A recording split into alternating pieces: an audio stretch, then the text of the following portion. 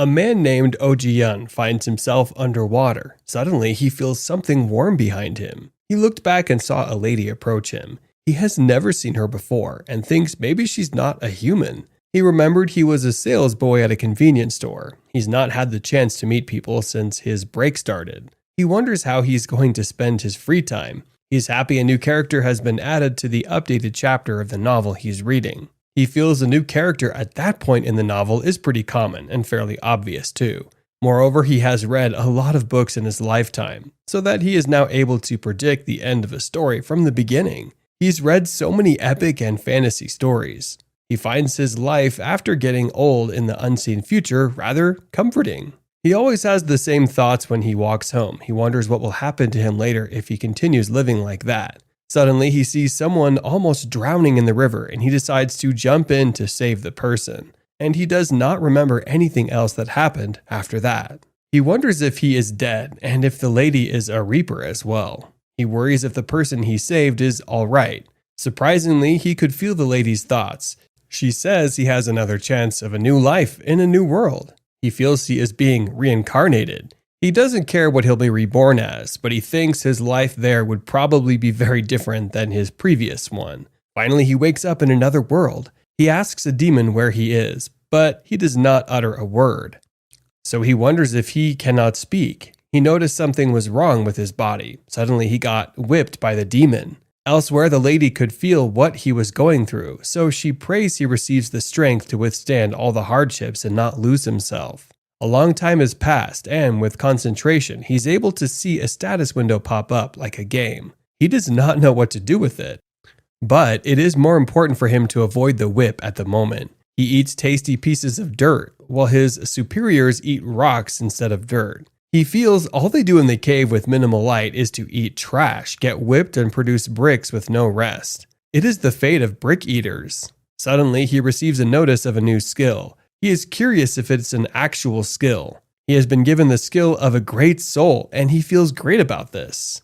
He's unable to sleep and feels exhausted. He wonders if it's because of a new skill. He feels everything about a glorious soul is just prepared to mock him. All of a sudden, he gained a new experience. He observes that if he creates bricks as part of a quest, then his experience seems to rise. Also, he can see the status of other beings as well. He sees the status of the demon that whips them and realizes their race is zombies. There's a commotion amidst the zombies. He thinks maybe some higher up is coming. Then a lady demon arrives with her escorts. Out of everyone he has seen after he came there, she looks like the most like a normal human being. He feels she is the highest in command because the zombies do not dare move in her presence. He's able to see her stats as well and realizes they are ridiculously high. The zombies communicate with her in another language, but Oji cannot understand as he tries to. He thinks understanding is supposed to be a free service. They all heard him, and this got the lady demon angry. He transgresses anger into one of the zombies and destroys him with his power. He's amused by what the lady demon did. He feels there are elves in this world, and from their tribe there's definitely going to be a girl. Also a brick eater like himself. His lifespan is uncertain. He feels eating away stones on the walls of the cave, creating a brick, and the dust left behind in his body builds up and hardens, eventually shattering his entire body. After getting to see magic as a bonus, the situation has gotten a bit worse for him and the rest, but the zombie wardens had gotten desperate and were pressuring them more, so they were not able to eat bits of shattered stones to cheat their way through. He does not feel blessed being a brick eater like others who know nothing. He said he was Oji, and he knows things outside of a brick eater's life. The strange confidence welling up in him makes him feel himself changing. He feels like he is hearing a warm voice directly in his mind. His hidden skill activation had initiated, and he thought he could confront the zombie. Shockingly, he is no match for them. Finally, he is now able to understand this world's language. He was resting when the zombie ordered him to get back to work. Other brick eaters gathered to insult him.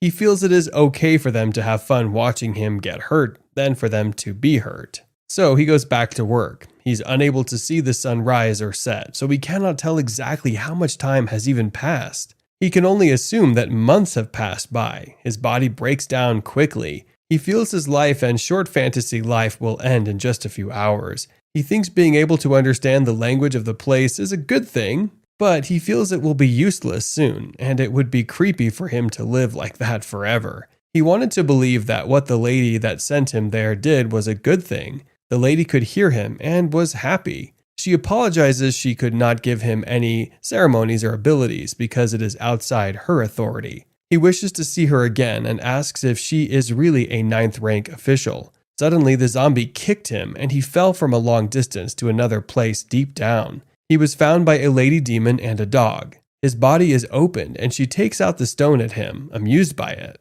So she kept it in her sack. The man she was there with arrived. They are ordered to look for valuable items in feces, but the man feels disgusted doing it and wonders how the lady could search through the valley of feces with such vigor. He gets tired and they both head home. The girl showed her master what she saw and the master was happy. He does not know where he is. He sees the dog and it moves closer and opens its mouth. The master chases it away. He is startled for a moment and is happy he's still alive. The master told him he was going to be reborn and see a whole new world that a mere brick eater could not even fathom. So he tells him to get ready to serve his creator, but he objects and does not want to serve him. His memory was cut off and he had no idea where he was. In an unconscious state, he saw the lady he wished to see again. He said she was cold-hearted for sending him to where she sent him. Suddenly, he feels like something is coming back to his head. Even though he does not actually have one, yet it feels like that. Memories not belonging to him are slowly forcing their way in, and it's difficult to hold back. He finally realizes that they are scenes and events from the past that cannot be changed. He says even the owner of the voice in his head is aware of it as well. Immediately, he wakes up. The master is happy and takes pride in what he did. The master, Luciful, named him Crabarm. Ojiyun is happy that his second reincarnation is a success. Master Luciful is thankful to the Soul Stone that he's able to put the experiment he could only theorize about into practice. He wonders why the soul does not leave the Soul Stone after the body dies.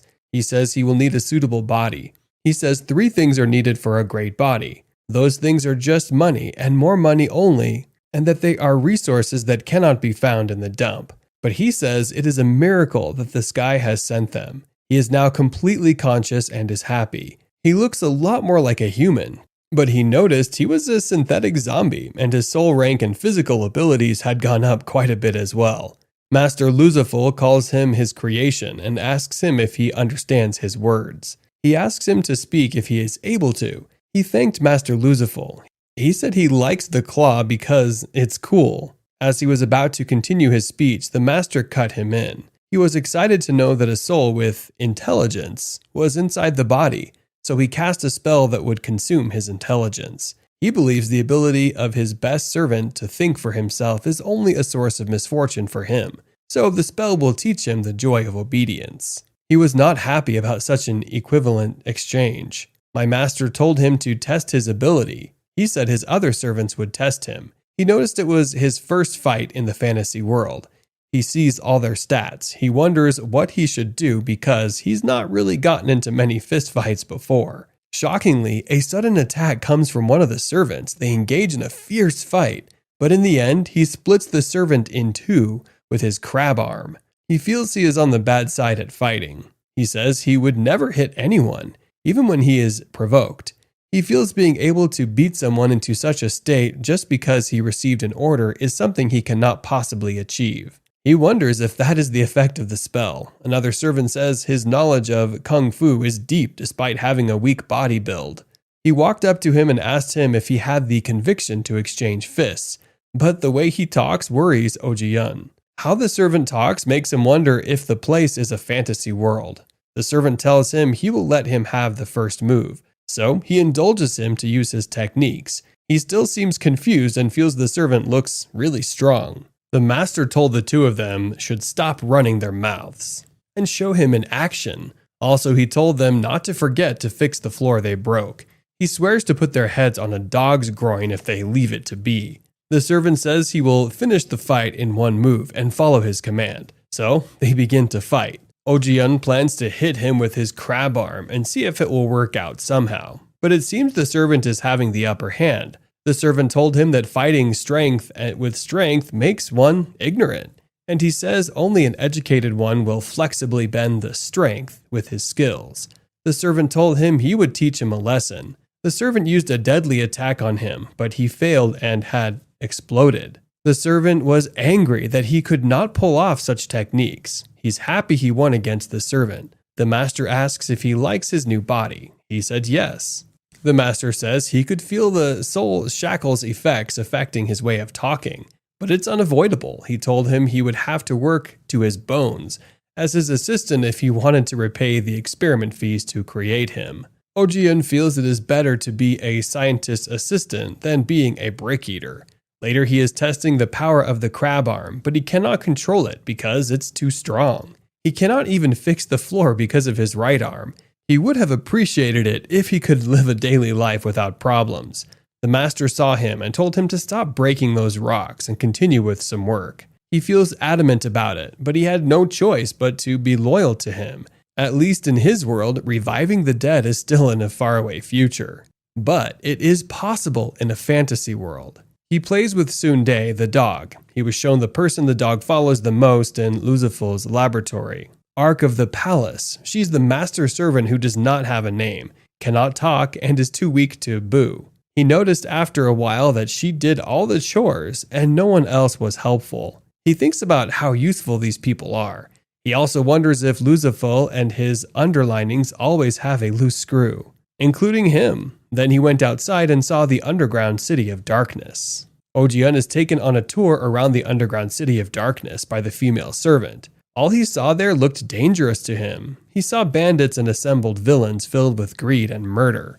He is glad Lucifer installed the claw on him. He saw elves of life and not dark elves, and he saw so many strange things. He also saw a place that looked like a normal human village. Because of his disgusting experience as a brick eater, he probably gained some stereotypes about that world. They both entered a place with shining stones, but before they get lost, he asks her if the path they are going on is right. He saw so many scary things there. He is approached by a reptile-looking monster who offers him some antiseptics and moisturizer, which are popular with the undead. But the female servant called his attention. He answered and called her doll Lucifer. He said Lucifer is a pretty weird guy. He said if he were him, he would buy slaves instead of using money to create dolls. He said slaves can also be bred when taken care of. He said if he added up all the medicine fees he paid so far, he could buy a few pairs of slaves that bred. But Ojiun feels those who come from high positions are all crazy. He feels sad about being treated inhumanely. His claw begins to misbehave, and he wonders what is wrong with it. He does not understand why it likes such barbaric things. It pissed him off to hear his master get belittled so much. On their way, he helped the female servant to carry the load which she could not. He does not want her to know the way to pass out from exhaustion. Also, he feels the place is more dangerous. Even though there is no segregation between races, it seems there are transactional slaves, but he does not know how they produce those slaves. Due to that, he feels the need to stay vigilant when wandering in the streets. In the village, the countess arrived with her knights. People wondered what was going on. She said a stupid child had just been kidnapped, and a soldier asked if they should send soldiers. She says there's no need because it's useless to save weak and stupid beings. She feels there is no need to disrupt the market for something like that. A girl with tails is drenched in tears as her grandfather tries to calm her down. He told her that the place had now become dangerous. He told her if she had shown a moment of weakness, then her soul stone was as good as gone like the dead ones on the ground. He asked her if she would be careful henceforth, and she said so. So they both leave. Ji-Yun sees the stats of everyone he meets, especially the Count Vampire on the horse who arrives earlier with soldiers. Looking for a missing child, he wonders if he fights her, will his skull be destroyed? So now he thinks he has seen every race except humans, after he learned some paths through meager chores. Buying Lucifer's experimental ingredients became entirely his job. He became very accustomed to life there, so he was able to live for a few months without such happening. He combined his and the world's common sense together into one. He always prays he is stronger than criminals if he meets any of them. Every time he meets someone that looks dangerous, he thanks Master Lucifer for installing his claw. Suddenly, he notices someone is tailing him, but the person hides the moment he looks back. He feels it is a suspicious person. He thinks it may belong to an insanely magic race, or it may have other companions. He feels he looks like a walking ATM with a claw because of the medicines he carries, which look pretty expensive, so he's determined to protect his master's precious items with all his strength. He feels that it would be painful if he fought while guarding those vials. He remembers how the master turned him into a dog as punishment when he was not paying attention to the ingredients. So he ran, and the person ran from him further, but he lost the person. He wonders who dares to envy the vials escorted by him. He tailed the person in order to see the insolent being who tried it. But he saw 2 demons ahead. They stop the person and harass and accuse the person of being a pickpocket. He sees this, but considers the safety of the vials, so he just watches from afar. Not long did he realize it was a child's voice. The 2 demons intend to eat her since her master was not there. Immediately, he came out and told them to get their hands off of her. He called them. They asked him what the hell he had said. He had insulted them before he saw that their stats were much higher than his. Then he knows he effed up. They become angry and he tries to calm them down. He denies he ever called them, but they insist that they heard him. But he told them it was their imagination. He feels he should never get into a fight with them. He does not want to ruin his life with rashness, so he intends to protect himself at all costs. The 2 demons deliberate on how they will eat her, while the girl sheds tears. He feels he has no choice but to save her, but he feels he was never a hero before or after he came. So he threw away the delusions of acting awesome and heroic and tries another method.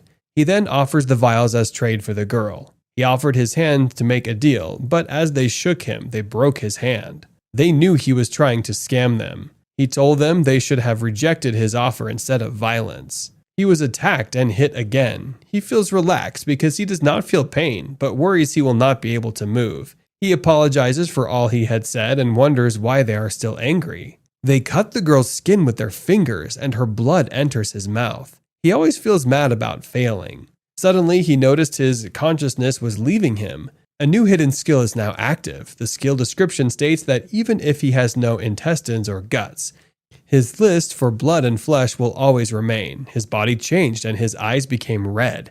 He attacked one of them in a rage and cut off his head. He commanded the last demon to let the girl go. He realizes his body is light and is happy the new skill seems pretty useful for once. He attacked and killed the last demon as well. He asked if the kid was okay. Then he realizes that he is not in his body and wonders what's going on. He's confused as he realizes that he has no full control over his body. His body keeps asking for more meat. He tries to stop his body. From strangling the kid, but he cannot do it. He feels it's over now, as the body almost kills the kid. The kid's master arrives and cuts the crab's arm off of the body. The master sees his body and soul. He finds his existence very compelling. He said he had been looking for someone like him for a long time. He welcomes him. The master takes him to his place to help him restore his body. He asked him if his soul was back as well. He opened his eyes, and he could see his master and the girl. He sees the 3 skulls on his statue and wonders if that means he is 3 times stronger than the vampire. They are surprised he could see that the kid is Jega, while the master is Malgoza. He is glad the kid is fine. He realized he needed to stay patient, discarding his insane battle prowess. He's still his savior. So he thinks maybe if he follows and he says he's sorry, he might let him live. The master says his loyalty compares to that of a minotaur. He says he looks like he was born as a slave or servant in his previous world. He says Master Luzaful is a demon like him, or a Tarne. He talks about everything his master has done for him. While they were talking, Jigga pulled out one of the huge needles plugged into his back. He says if he was not a zombie, he would have felt a lot of pain. He says he cannot take him because a Tarni, taking another Tarni servant without their permission, means setting up a vendetta against them. The master says killing Luzafel would not be hard for him to do, but it is so tiring to get involved in such a noisy case. He asked him to go back to his master for now, but he threatens to end himself, his master, and his companions if he breathes about anything that has happened there. Then he remembers the master said he had been looking for someone out of that world, just like him when he saw him earlier. So he asked him for what purpose he was looking for someone out of this world just like him. But he says it is for heroes, not of this world, so someone like him does not need to know. Rather, he should be worried about what is going to happen to him next when he gets to Master Lucifer. He imagined what his master would do to him and realized he was doomed when he got back. The master says Ojiyun can withstand insults, but he is brave. He is also ignorant, but kind and knows honor. He says if he was asked to choose between riches and a better life, he is sure he would choose the latter. Jiyun is back home, but he is surprised to see his master happy to see him. He finds the bodies of 2 demons he killed earlier in his master's laboratory. His master had put them in a transparent container filled with some sort of liquid. He sees everything his master is busy experimenting on.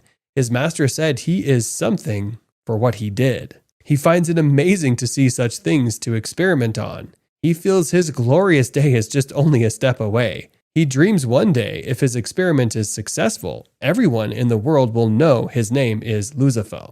He remembers what Malguza had told him at his place. Being an outsider, he does not really know many things about the world he is in. Malguza explained to him that corpses there are auctioned, and bat orcs are more expensive than the vials, apparently. He also explained to him that the people who live there install soul stones into corpses, and it allows them to live their life again in another's body. When that happens, their ability goes with the body they entered. Also, the skills, ability, knowledge, and power of the body their soul enters also belong to them as well sometimes. Sometimes they are fortunate to earn stronger bodies and live a different life entirely. It might seem like fantasy to everybody, but there is a science behind it, because skills and knowledge live in the brain. He told him of all the bodies people of that world are able to enter. The body of a demon child is the highest but hardest to obtain. He says living in the body of a demon child means living in an aristocrat in the world. But demon children are difficult to find because they are always kept indoors or guarded by numerous soldiers when they are out. Also, the adult demons whose powers, skills, abilities, and knowledge have reached the pinnacle are not traded at all. Master Malguza tells him they are of the same race, but their appearance changes when they reach the age of 16. He observes that only otherworldly people have the ability to see the stats, and he wonders if there were others before him. All of a sudden, he was hit on the head. By the time he wakes up, he is tied up and about to be thrown into the liquid tank as well. He was thrown inside it, and by the time he comes out, he is now completely human, but with the crab claw at his back. But he's still a zombie. He saw Sundai, and he asked him where he came from because he had heard the dialect he speaks from where he originated from. In a world where there is maximum serenity, there is a conversation between a zombie and a human who has been sentenced to eating bricks. It is a severe punishment, as the body of the brick eater is a poison for the atrocious criminals. Those insects are depictions of sinners, souls trapped within eternal pain and labor. The human quickly remarks that it must have been as a result of his sins, as they are outrageous. He cannot do well in school, neither can he secure a job on his own as a full-grown man that he is. He remarks that oxygen must have been wasted on someone like him. The zombie, however, is quick to disagree with him, as the zombie states that he has not really experienced life as a brick eater, despite his severe pain. And moreover, the essence of being sentenced as a brick eater is not to experience pain, it is to experience eternity. However, since brick eaters die within a few months of working, the soul goes into a different brick eater's body. The soul of the sinner is said to be imprinted with a mark that cannot be cleaned. Until the world finally falls and the concept of brick eaters disappears, they continue to die and revive for all eternity. After this is experienced for some time, even the most robust souls succumb to the pain. They even forget about their true identities, leaving behind a hollow husk of their former selves.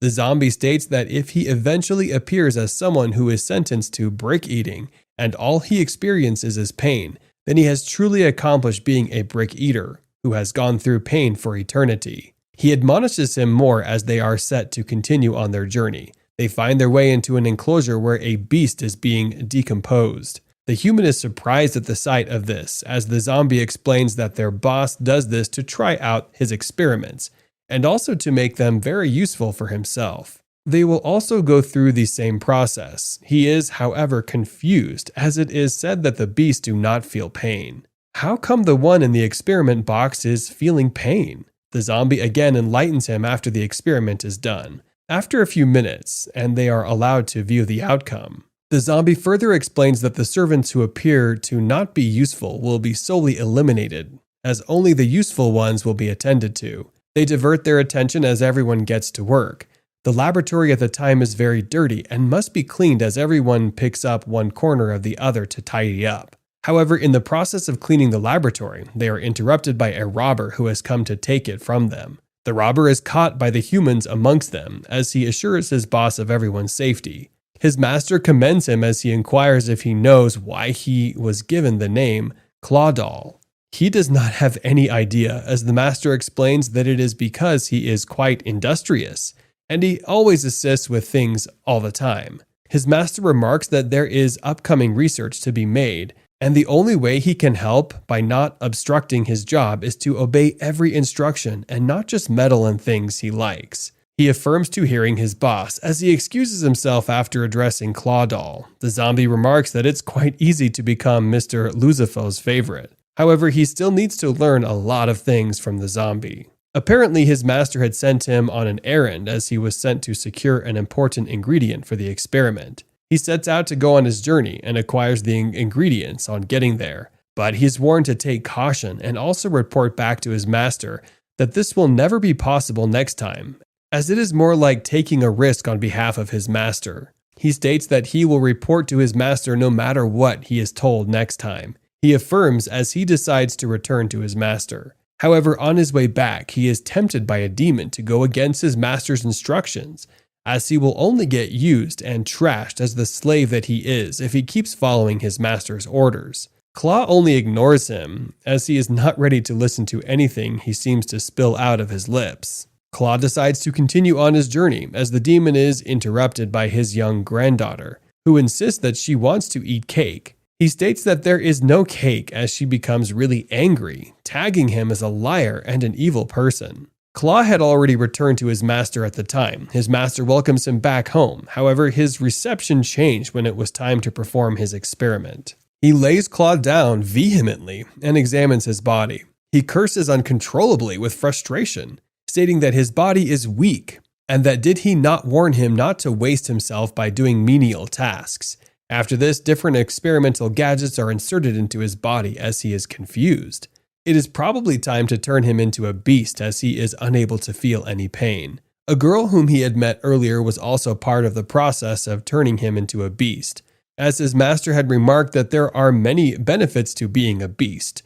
She remarks that he has a weak body as a result of working and not checking his body to see if he is overworking. She also states that it is very stupid of him to keep working and trying to be very fortunate at the expense of his body. He was shocked that she could at least talk like that, as she was not much of an extrovert on their first meeting. He calls her a weakling, which infuriates her as she brings out her knife to threaten him. Claw affirms that he does not know anything else to call her apart from a weakling, as she has never told anyone of them her name. They are interrupted by their master, who is about to begin an experiment on himself. He plans to make use of the ingredient he had sent Claw to get him earlier. He inquires about the other servants as they state that they have not seen any one of them since yesterday. The master ignores them as he begins to open the ingredient. Just then, there is a loud screeching sound that almost deafens everyone. The sound does not seem to obey the laws of nature, as it becomes rather worse, even after they had blocked their ears. The noise increases, and they are almost reaching the extreme when they are jolted into the reality of what was happening. Their master had successfully transformed himself into a zombie. He expresses his delight as he no longer moves around in his old rough skin. He had long waited for the time to come. He's extremely happy at the sight of things, as his servants are bewildered and transfixed on the spot.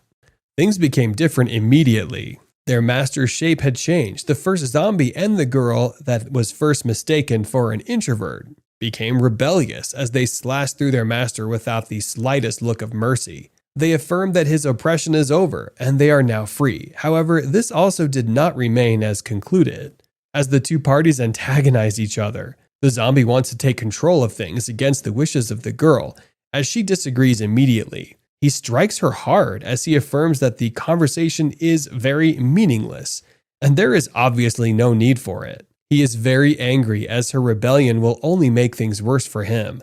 However, no one has an idea of Claw's opinion or reaction to whatever is happening at the time. The zombie is eager to know what everyone's take will be on this action as he inquires to know which side he will be on. She has to choose one as far as he is concerned. After threatening the girl, he faces Claw immediately, and he asks him if he will choose to be at his master's side or follow him. He tries to convince him with sweet words, stating that they have the same mission, and they had come a long way together. Their master had used them to carry out his selfish tasks for years, and he had resented him from the beginning. Unknown to others and even the master himself, Claw only listens without saying a single word. In the process of giving his speech, he goes to where the girl who had rebelled earlier is standing, and he lifts her up rather swiftly before Claw can do anything to help her.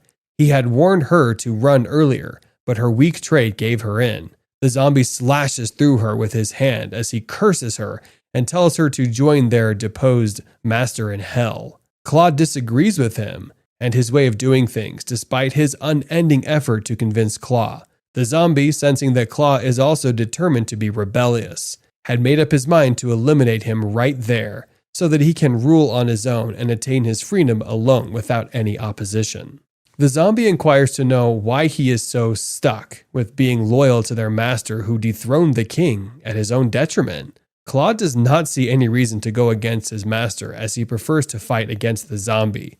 The zombie is ready to attack him at the time as he quickly checks the strength level of the two of them. Everything appears to be equal, which makes Claw convinced that the zombie is not likely to destroy him, as their strength level is the same. However, he appears to be very wrong as the zombie charges towards him rather fast and unannounced. He was not expecting a fast attack as he tried to take charge of the mini-battle. The zombie throws a large punch at him as the half-dead girl merely watches them from a distance. The zombie affirms that Claw did not pay attention to keeping his body fit all these years, as he is only bent on paying attention to his master's selfish wishes. He must have been very foolish to want to fight a first-class zombie who has spent all his years building his body and getting very prepared for a time like this. He charges at Claw again, defeating him this time. The Claw is on the floor, and he is very helpless at that. At that point, the master, the girl, and the Claw have all been defeated by the first-class zombie as he prepares to exit the building so that he can enjoy his freedom. Claw is, however, confused at the defeat since they are supposed to be partners with the same level of strength after all. How did he defeat him effortlessly? What exactly is supposed to be his faith after the whole ordeal? All these things kept running through his mind after he had been defeated. The first-class zombie tries to take his leave as he affirms that he will not desert him as they are partners. However, he will take one of the bodies that his master had set aside for the experiment in order to protect his own body and to also make him very strong. He also states that he will help Claw create a powerful body so as to operate with ease, that his reasoning must change before time, as he eventually excuses himself from their sight. A blue man addresses the dead corpse of Lord Lucifer on the ground, and he tells him that he had always been petty and ignorant, blaming his servants for a soul stone that got lost 10 years ago, when none of them might have been the culprit. Then he brought out the soul stone, which was bright red in color, and placed it in between himself and the young demon body he wanted to transfer his soul into. He began the process. Crab Arm, on the other hand, who was on the ground, tried to whisper to Weakling to run if she could, but she said she didn't like the nickname making Crab Arm angry. He states that they don't have time for that. Then he goes ahead to tell her to go to a demon he knew in Malushi, and tells her to go to the wizard instead to tell him that the Lord Lucifer is dead. But Lucifer didn't seem to be listening and looked tired. She had her arm cut and was exhausted. The soul stone, which was in between the blue guy and the demon's body, went into the demon's head and transformed the spirit of the blue guy into the body, making the crab arm startled. He states that it's too late and watches the body come alive with an ability that was erratic before the demon starts speaking, saying that this breathing and form was finally coming back to him. He stated that he hadn't been in a body with such life before and gave a roar that sent a crab arm and weakling to the other side of the room. Then he laughs loudly, saying, "Who can beat an expert martial artist in an indestructible body when he is this powerful?" Because of that, he didn't notice the man that walked in with a glass on his face until the dog there barked. He got the attention of the crab arm and weakling, and later the attention of the demon, who stopped laughing. He asked him who he was, while weakling knelt in front of the man saying that the accident was not being prevented, and she apologized. This makes the demon surprised, and he whispers, "Lord, Lord, Lucifer." He wondered how he was alive when his body was supposed to be one dead on the floor. But Lord Lucifer stared at him, saying that he never lets the work of his servants go without compensation. The demon still thinks Lord Lucifer before him is an illusion and asks Crabarm what he thinks of it, if he will be able to beat the illusion, but Crabarm tells him he will be destroyed if he doesn't drop the tough act. The demon states that he hadn't learned from fighting him that there was no looking at physical power, but techniques and skills. He also says Lord Lucifer was dying anyway, and might as well just die. Then he uses some techniques to attack Lord Lucifer and lifts him up in the air, surprising techniques of the Crabarm, the weakling, and the Lord Lucifer himself. The demon, whose name was Kua, states that it would be more gallant to snap a chicken neck than this, and states that he's no longer a servant of Lord Lucifer. But his arm suddenly began to swell up, and it was his whole body, and Lord Lucifer asked him what he had done. The transferring of souls process wasn't an easy thing to do, as it was delicate, and it had actually taken him 50 years to transfer his soul to the body he was using before. That is the blue guy's body. He states that it wasn't a simple thing to learn just by watching him to do it, and he says he had a great servant, but an ignorant one at that, before the body burst, revealing the soul stone on the ground. This made Lord Lucifer cry out for hours, and it was the city next. A young master sat at the table eating, and an old man walked in saying that she shouldn't gulp down the food like that, and this startled the young girl. He asked why she was there since it had been a long time since she visited, and she said there was no announcements to make, that the guy who was Crabarm master had something to do with their work. He asks her if she had seen anything, and she says she had seen it anyway. Next, Crab is in an enclosed place looking at a huge door, and he thinks about what had happened the other day, about the guy's rebellion. He reminisced that Lord Lucifer hadn't talked to the rest of them or questioned them, and he wondered what Lucifer was since he had nowhere else to go. He touched the door, and that's when the weakling came in saying Lord, Lord was calling him. He took a deep breath and entered into the room where Lord Lucifer was saying that he had called him. Lord Lucifer addresses the crab arm, asking him why he's so uncomfortable, but the crab arm doesn't say anything, thinking about what to say. He thinks about what could happen if he says what he shouldn't, and Lord Lucifer says, "Oh, that's how it is." This makes the crab arm startled, and he states that the crab arm hasn't been affected by the soul shackle either. Crabarm says it might have been a mistake, as he never thought anything rebellious. But he says that people who should be bound don't have the ability to lie to avoid suspicion. This makes the crab thinks it's over, and Lord Lucifer asks himself why the soul shackle spell works on some people, but not on some others, like the traitor. And he says that maybe it's because of the hermit's incapability, but he says the body was okay. Crabarm asks him what would happen to him now, and he says what should happen to him will be a great phenomenon from an experiment, and didn't even have the right to die or disappear without permission. He then hands the dog over to the crab's arm and tells him to take care of it, as he didn't have much time. He tells him to use the body to repair other minions when he stops functioning, and he leaves. Crab's arm is seen acting as the dog next in a yellow tube, and he wonders if the real Lucifer was actually that Lucifer, as he seemed so nice.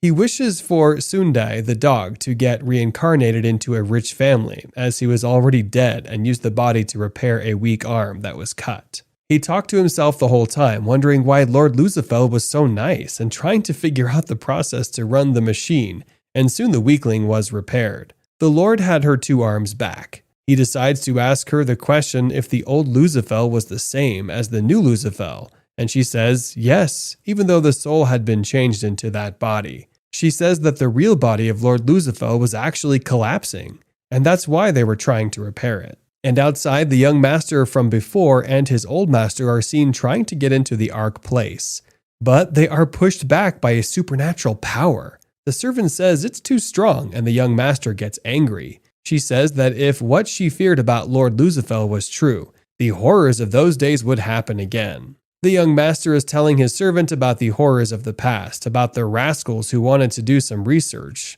but about a particular one who wanted the power of another world. He is assumed to be dead, but he's only missing with his body suffering some after effects, and to get rid of those after effects he had to do some research. The servant looked at the face on the globe that showed the vision and asked her if it was really Lucifer. She said it was her job to find out. She also tells him that he shouldn't leave the claw doll there, as leaving him there would be.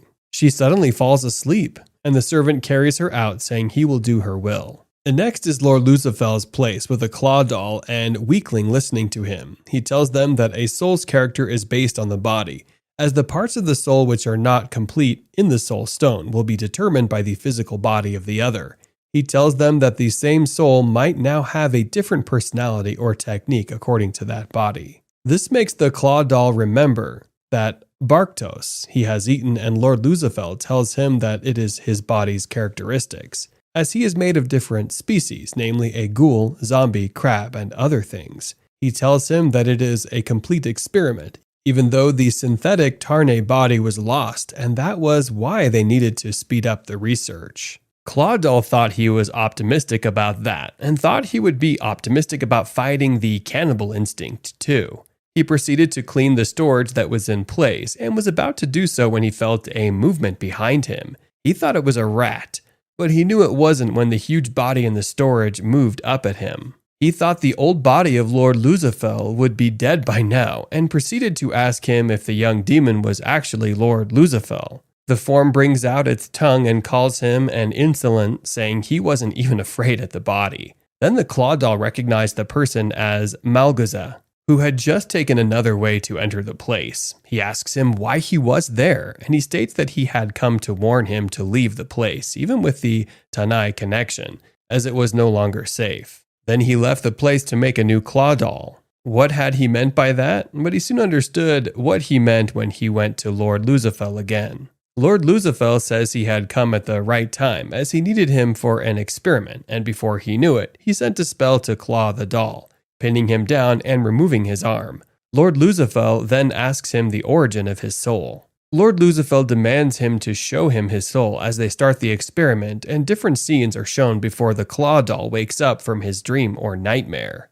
He sits up in prison where he is and ruffles his hair. He had been an idiot to believe that the Lord had changed. He may have changed his skin and personality, but he was definitely the same. His arm had been cut off, and he had to escape. He couldn't say what would happen next, and he thought he could use his crab arm to escape, but a weakling came at that moment, stopping him, and said there was no way for escape, even if he escaped from the prison, as that was an ark place, a place that couldn't be left without the master's permission. She holds in her hand a huge syringe with a potion, and proceeds to inject it into him, saying the prison is necessary for the experiment, as he was the 18th experimental subject. He says he may not even be able to survive after the shot, as he would be tortured by the same experiment again, and she says the experiment itself cannot break free, and that she herself was experimental subject 19.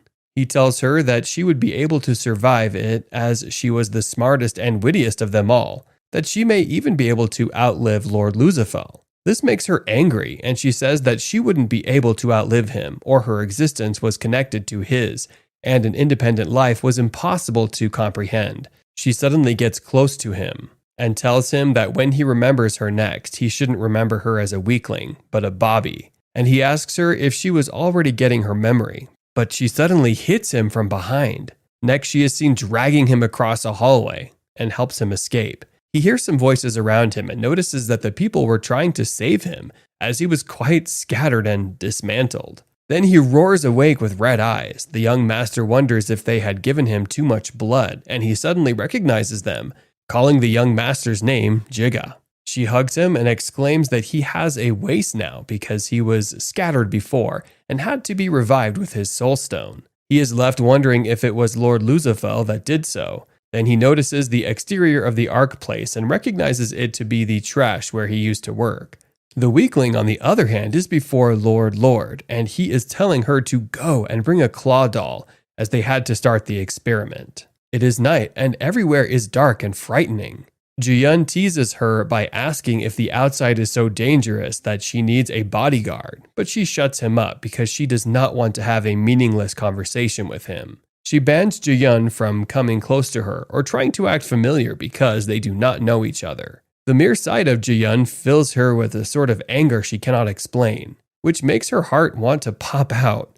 Ji-yun proceeds to play with a weird animal and requests for it to shake his hand. The four-legged animal looks like a dog, but with a second face at the back, where its tail is supposed to be. It feels like all sinners are receiving a form of punishment and are not allowed to have fun, and Ji-yun feels like even during the punishment, if there is a need for fun and other things, then there's no need for punishment. The young lady feels upset at Ji-yun's relaxing and positive nature because her attitude would not have an effect that way. The young lady returns to give a situation report to her master and reveals that the claw doll has revealed himself to be a member of the other world, and the effect of the soul shackles is absolute. Also, she's unable to keep secrets due to orders. After telling her master all that she has gathered, he flares up at her for giving him such late information. The master gave her a new task to ensure that the claw doll does not get destroyed because of a new experiment. The master threatens her with everything she holds dear if she fails in her new duties, and he agrees.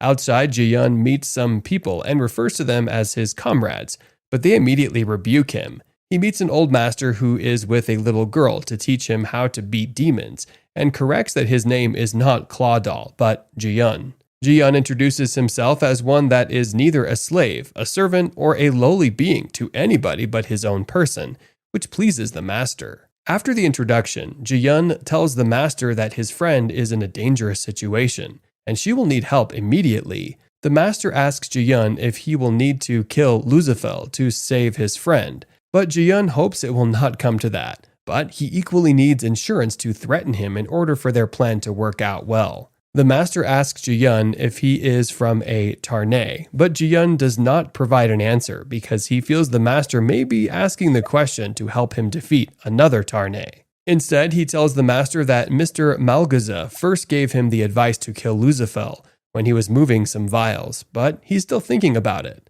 The master interrupts Ji-yun by urging him to think of his next words carefully, because his mind may deceive him into thinking that he is saying or doing the right thing. This will not save him from the fury of a Tarnay. After all, he stayed away from his master, which makes him no different from a brick eater. By now, the master has turned into a scary and glowing beast-like creature. Ji-yun reports by smugly asking the master if he does not realize what it means for a member of a lowly, inferior race to slay a Tarnay. The master tells Ji-yun that he will always be nothing but a pesky speck of dust, and that will always be the truth. He advises Ji-yun not to throw away his chances as a result of arrogance. Ji-yun attempts to strike a deal with him in exchange for helping him with his request. Ji-yun tries to make an offer to the master, but again the master warns him to be careful. He shows Ji-yun the different levels of physical level and battle powers which are important in trying to defeat Lucifer. He explains to Ji-yun that the Tarnay do not rely upon brute force or physical power, but on magic, which is why they are called the Heralds of Magic. The master gives a talisman to Ji-yun and instructs him on how to use it to suck Lucifer's powers, which will be a heroic feat considering how dangerous Lucifer can be due to the havoc he has wreaked in the past. Ji-yun collects the talisman and heads on his way. As Ji-yun leaves, he raises his middle finger at the master and the little girl because the master asks for him to be successful in the mission. Ji-yun says that it is already hard enough for him to save his friend, and even then, the master has already likened him to a brick eater. Therefore, the master and the little girl should not be expected from him. The master thinks that Ji-yun's expression is a weird gesture that must have a magical purpose. After thinking about it for a while, the little girl resolves that it may be a sign of the determination that he is going to face his fearsome trial. They both discussed the chances of Ji-yun's success during the mission. Earlier, the little girl had wanted Ji-yun to follow them wherever they go, instead of going after Lucifer, because it is boring to be with the old man alone. The old master tells the girl that if Ji-yun does not have the determination to overcome the trial before him, then he is unworthy of following them anywhere. The little girl tells him that if she had chosen all her servants by that method, then the master may not have had the opportunity to follow her anywhere. Before now, she had given him the opportunity to choose people worthy of joining them. Therefore, she decides to trust the old master's decision and not try to bring Ji-yeon back. Even though she had been looking for the perfect person, Ji-yeon mutters a pledge to Malgaza to kill Lucifer as he flies away. As Ji-yeon continues his journey, he examines the talisman that the old master gave him and worries about its strength and potency. He wonders if it's strong enough to kill Lucifer. Ji-yeon begins to imagine different scenarios in his head and some of his conversations with the old master and the little girl, but he snaps out of it. Every time Ji-yeon is about to take drastic action, he always has those types of feelings, but he knows he cannot undo his past actions. Soon, Ji-yeon is at his destination, and he yells for Lucifer to receive him. The door opens, and he sees a strange creature. He hears a voice telling him not to be afraid because the creature is only there to welcome him.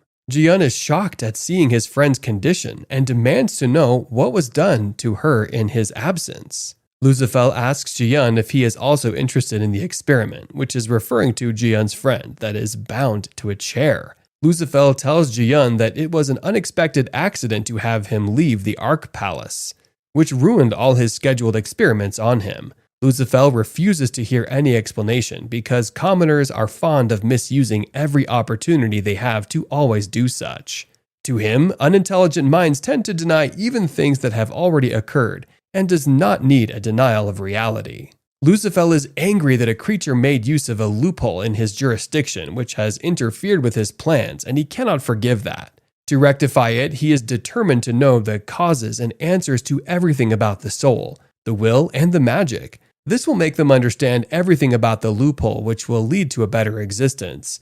As he continued his talking and wide gesticulations, Ji-yeon did not say anything. Instead, he remains in his spot, looking for how to begin his plan. Step by step, he moves forward with his claws striking first. Everything happened at once, with Ji-yeon attacking Lucifer and debris flying all over the place. Lucifer fell backwards from his chair in surprise and bewilderment, because he did not see the attack coming to even prepare for it. Ji-yeon's plans only go as far as striking first. Now that Lucifer is down, he has no plan on how to proceed.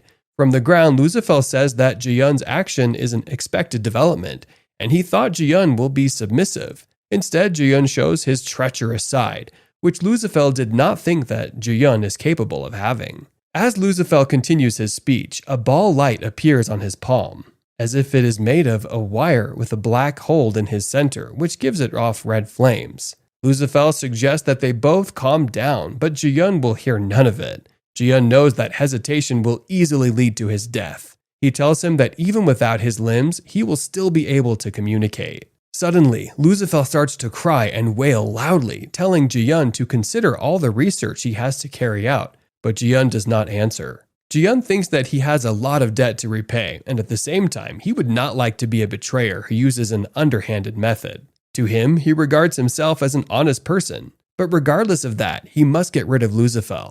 Lucifer looks at Ji-yeon struggling against his powers, which he finds both astounding and interesting. Drawing closer, he asks if Ji-yeon is restraining himself against the cannibalistic demon's instincts. He taunts Ji-yeon to talk to him and mocks him for keeping silent because he would like to keep his sanity in check. Around them, everywhere becomes dark. Lucifer's horns come out on his forehead as he is now standing while Ji-yeon swears to kill him. Lucifer mockingly tells Ji-yeon that his will to kill him is problematic because he still has many experiments to do. There are more lightning and conditioned sparks of yellow light, with debris flying everywhere as Ji-yeon struggles to bring forth his powers.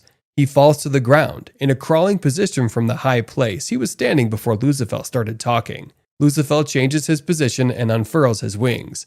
As he flaps them in the air, he says that Ji-yeon is struggling to keep his sanity and equally showing the cannibalistic demon's reflexes, which does not make him surprised anymore because of what Ji-yeon has been doing since he arrived. The both of them engage in a show of strength, with Ji-yeon trying desperately to counter the bursts of light coming from Lucifer's side. This results in lightning in many shades and colors flying all around them. Ji-yeon hardens his resolve to win the battle between the both of them. He descends down again, with his claw wings flapping behind, and smashes his hand with a lot of force on the ground to keep himself from falling over. Ji-yeon feels like his body is failing him due to the powers that Lucifer is exuding. Luzafel stays off to the side and is showing no form of physical distress, unlike Jiyun, who is struggling to gain control by every means that he can. Suddenly, he commands his body to yield to him because he still needs it. Once again, everywhere is dark with only tiny flakes of light falling down and glowing between the darkness. A crystal-like stone falls from above, held up by twigs and thrown into the foreign creature that answered the door when Jiyun arrived at Luzafel's place. The little girl from earlier remains very still as all this is happening, unmoving and unblinking with her wings wide open. The old master blames all that has happened on his foolish stubbornness and deeply regrets it. He falls on his face and begs the little girl, whom he refers to as his lord, to allow him to pay the price for destroying her plans with his stubbornness by punishing him in any manner she likes. The little girl squats to his level on the ground and innocently asks if he has stomach aches because he is prostrating and begs him not to get sick. The old master rises from the ground and tells the little girl not to be afraid because he is not ill. After calming her down, he took her hand and they continued their journey again. In a fancy store, the storekeeper wakes up from sleep and regrets sleeping on duty, as the store owner will be displeased if he finds him sleeping on duty. Deciding to keep busy with cleaning the place, he goes about his task while complaining grudgingly about how slow the time seems to be. A while later, a lady walks into the store and he welcomes her. She politely asks what the store is called, and he explains to her that it is a convenience store. The girl commends the storekeeper for working at a dangerous hour when thieves are running around and tells him that he is brave and a sincere person. The storekeeper thanks her for her kind words and hopes that the store owner will also see him in that same manner, so that he can get a raise for running his overnight shifts. He explains what is sold in a convenience store to the young lady, and she mentions snacks, lunchboxes, medicines, alcohol, drugs, utensils, and other items to be sure. The storekeeper finally looks at the young lady and recognizes her. He asks if they have met before, and she affirms that they had once met at a river, and since then she has been with him. Though she has not completely been with him, but only a part of her. At once, the storekeeper receives flashes of different memories and cries out that he must kill Luzafel. He asks the young lady if he has died again, and she tells him that he is not yet dead. He asks if she is a death god, and she tells him that she is neither a god nor a death god, but her name is Bape, the overseer of the Arutalan and the connected worlds. She tells him that they are locked in a soul stone, and he must look for an escape. Bape explains the meaning of a soul stone to him. Also, their current forms are not real, which is the reason why they can change into any form they like. Jiyun accuses her of showing up late because he went through so much in the beginning because of her absence and no explanation. He tells her that even now he is still going through difficulties because it is tough being a low-grade soul, and even talking in this world seems difficult.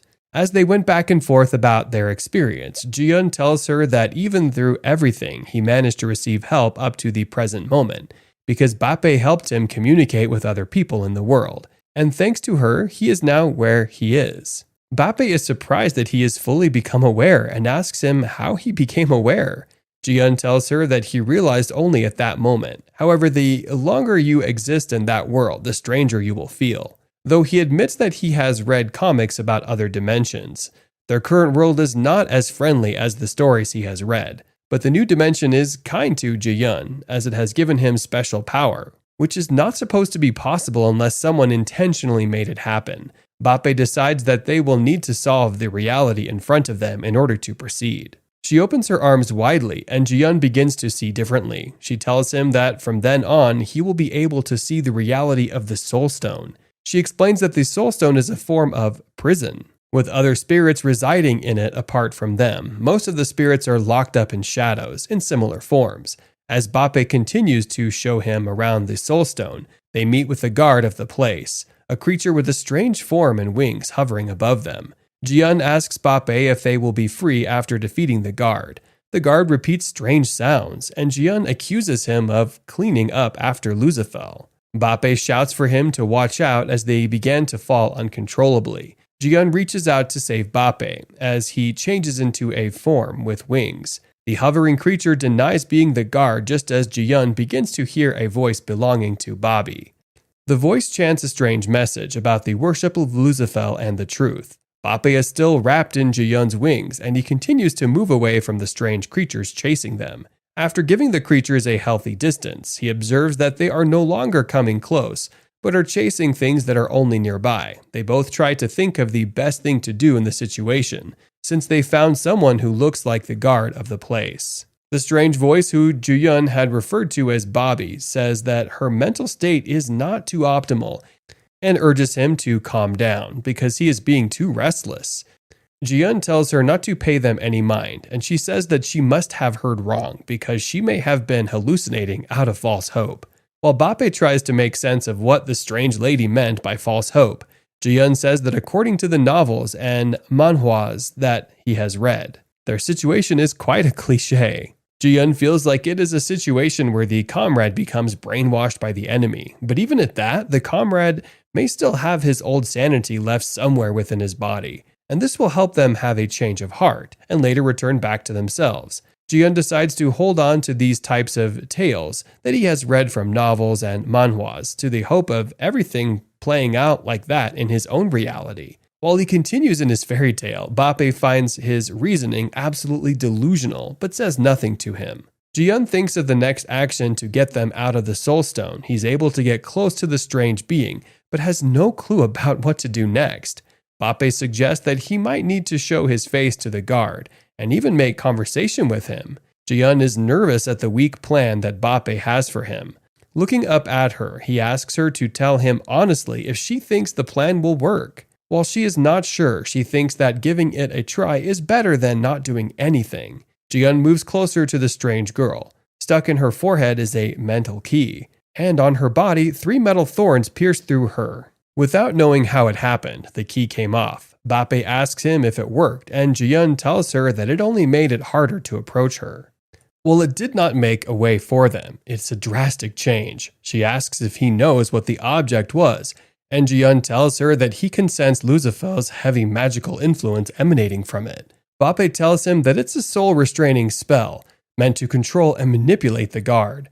Ji-yun thinks of the possibility that pulling the object out of the strange being will gain them freedom. To Bape, it's not a hard task. Ji-yun listens and hears a voice saying that he is at the most critical and delicate part of the guard's soul, and no barrier is supposed to be able to come close. This means that they have breached a vital point. Ji-yun says aloud that Bobby has endured so much, and his next action will liberate her and equally aid from Lucifer's power and control. As he attempts to grab the object, Bape cuts him short and flies towards him. She tells him that something does not feel right about the soul, and for that reason she has been feeling quite uneasy, though she does not seem to know or understand what the problem might be. Heavy roots from Bobby's body hit and pierce through Ji-yun's body. Ji-yun begins to struggle for air. Bape begs him to remain with her, but he is barely breathing. Bape realizes their mistake because she thought Bobby's soul was forcefully manipulated by Lucifer.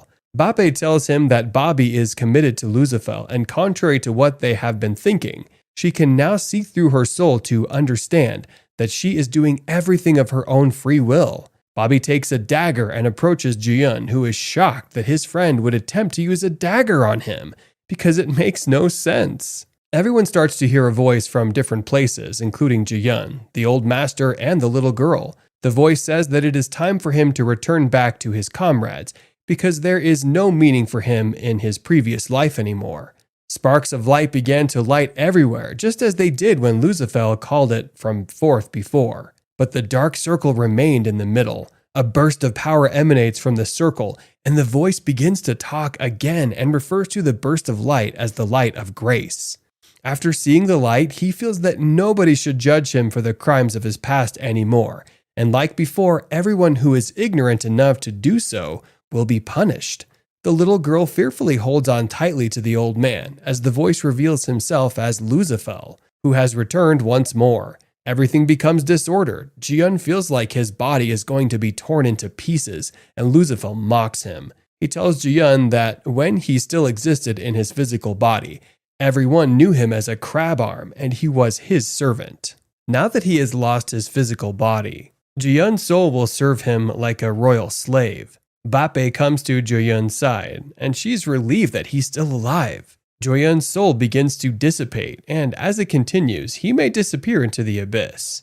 Joyun feels like his body is becoming heavy, and if it continues, he will soon lose the ability to talk. Bape begs Joyun to forgive her for not thinking about their plan well enough, and he tells her that she's forgiven because he also makes mistakes. Bobby moves closer to Joyun and holds his neck while pointing her weapon at him. His body subsided, but his body remains heavy and slow. Joyun tells her that he heard she is not being controlled anymore, but she's serving Lucifer freely. She tells him that he is a hindrance and she is a prisoner who is being punished and in need of atonement. Joyun is both a hindrance and an atonement for his sins. Joyun refuses to have none of that, but tells her she is being disrespectful to people in real pain, and she's running away from the truth. If Lucifer ever recovers from all the madness he has been doing and gains his sanity, Joyun feels he deserves to apologize to him and everyone else that he has put through different bad things. But if he never gains back his senses or worse, claims he did nothing wrong, Joyun thinks he will probably make him pay by killing him because of his hatred for him has increased more than everything he is feeling at the moment. Bape asks Bobby if she is satisfied with the current state of things, but she remains mute and does not answer. Suddenly, everything flashes and goes blank, and Joyun thinks that he is dead, but he appears in his physical body in an unknown forest. Looking around, he sees a creature in the form of a green smiling tree, and he asks his whereabouts from him. The creature looks at Joyun with disdain and asks what he's doing in his ark place. He warns Joyun against his utterances and attempts to test his generosity. The tree creature tells Joyun that he is now free to wield the power that was bestowed upon him when he first came to the world. Also, he is now the sole owner of the power device, which he can use as it pleases him. Joyun calls out to Bape in confusion, but gets no response. The tree creature says that he is surprised that there is so much to research about Joyun, which makes him the perfect experimental specimen. Even with all that, the tree creature no longer needs to be a researcher. As he speaks to Joyun, light begins to blossom at the tip of his fingers, and he tells Joyun to witness the true strength of the limitless powers surrounding him. The tree creature grows bigger in size, and thin lights appear all over his body as he smashes his fist to the ground. Everywhere shakes at the impact, which lifts Joyun from his position and makes him hover in the sky. Looking up at him, the tree creature tells him that the Ark Place has fulfilled its purpose, and it's time for them to end their relationship. Therefore, he will now destroy Joyun as he is no longer needed as a special assistant. With this, Joyun recognizes that the creature is Lucifer, and finally begins to speak. Lucifer commends Joyun's effort for this, and all he did as an assistant. And Joyun retorts by telling him that for the first time he has said something that makes him delighted. Joyun continues to hover in the sky and tells Lucifer to take his next action as payment for everything he has been telling him. Joyun throws his arm like a punch, and at once a bright shiny light engulfs Lucifer's head, which is like a tree's root. Lucifer begins to stagger back and forth, and Joyun, although that he holds immense power, he should take great care because his body is still as feeble as the dead. Joyun continues to talk to Lucifer, while expecting him to drop, but nothing happens. Sighing loudly, Joyun proclaims that Lucifer is not that easy to kill. Lucifer's eyes start to blaze brightly. He mocks Joyun for struggling before him, which gives him pleasure because he would like to see how long his creation can stand this mighty power, as he is full of anticipation. The both of them begin to test their powers. Despite Lucifer's size, Joyun refuses to give up. Instead, he channels all his power to contend with him. Everywhere is brightened, with the light emanating from their show of power. Lucifer tells Joyun that he should accept defeat instead of being reckless because he's already at his limit, but Joyun is unyielding. Lucifer tells Joyun that his pain is visible to him, but Joyun pays him no mind. Now, Joyun is now high up in the sky, and he continues to channel his power to attack Lucifer. Lucifer's body is overflowing with much power, and he comments that Joyun has great energy, which will make him never to forget the moment, but he must witness Joyun's despair by his mighty strength. Lucifer channels his power with more force than he used previously, and everywhere bursts with light again. At that point, Joyun confesses to himself that he can no longer hold off Lucifer. Lucifer tells Joyun to accept his fate. Joyun's hand begins to deform as he keeps trying to keep Lucifer within his control, even with his failing strength. Everywhere begins to shake violently and different colors of light surround Jaeyun. The sky paths with a circle covering a path in the form of a black ring. Somewhere below, people from a city saw the appearance in the sky and felt the impact of the fight. As everyone looks up to see the strange occurrence, they wonder what could have happened and if there is some sort of battle going on. Meanwhile, 3 creatures looking like animals are walking along the path where Lucifer and Jaeyun had been. And they wonder if a dragon passed by or lived there because the ground did not just burn, but it melted along the path completely. The trio continues on their way while minding their steps because of the melted ground. At the door of the sanctuary of the Ark Palace, an old bearded man inquires to know why they dared to come to that place and the person that permitted them to visit, as it is not allowed. After looking back and forth within themselves, one of them finally answered that they were there to investigate the bright burst of light that they witnessed in the past days, and to check if anybody made it out alive. Another person speaks up that they assume the bright flash of light is an accident caused by a failure in an ongoing experiment, and they are still owing some debt from the chemicals they purchased for the said experiment. The old bearded man continues to look intently at them without any response, so the spokesperson continued that if the explosion is from the experiment conducted with the chemicals, it will become complicated for everyone. The old bearded man explodes at them in anger, calling them foul names and referring to them as disrespectful and uncultured, or failing to recognize the glory of the Tarnay. He asks them who they think their civilization is from, but they are unable to answer. The trio regains themselves from the old man's outburst, and their spokesperson talks to him again. Disregarding his talk about the Tarnay, he points out that they have caused a huge accident, and if they cause any more commotion in their place, they will draw attention to themselves, which everyone cannot afford, because it will make their lives generally difficult. The old man insults them again and tells them that there will not be any more issues, therefore they should stay away from the Ark place. Meanwhile, he orders them to deliver more chemicals as his slaves were ruined from the experiment, and he is unable to send anyone to the city. The trio tells him to take better care of his slaves because it costs a lot of money to buy and fix the slaves. With that, they leave the Ark Palace. Bape asks Jaeyun to be her representative, but feels like she's making a selfish and shameless request, but she pleads for him to accept. With an awkward smile, Jaeyun requests a little time to think about her request because everything she has said is a little too much to process at once. Bape tells him to take time to think about it, and that it is also okay if he rejects the request since she is indebted to him for things she has made him do and suffer in the past. As the queen, even if he rejects her request, she plans to pay him back for all his past favors. Bape tells Jaeyun that for her to fulfill her promises, he needs to be alive until she returns to her world, and when the time is right, she will send him back to his previous world if he wishes to go. Bape promises to make Jaeyun as comfortable as possible if he wishes to live a different life in the world that they currently live in. She tries to present as many options as possible for Jaeyun to feel good because of her past mistake, which almost killed him. Before departing, she wishes him good luck and tells him that she will like to receive a response with his choice the next time they meet.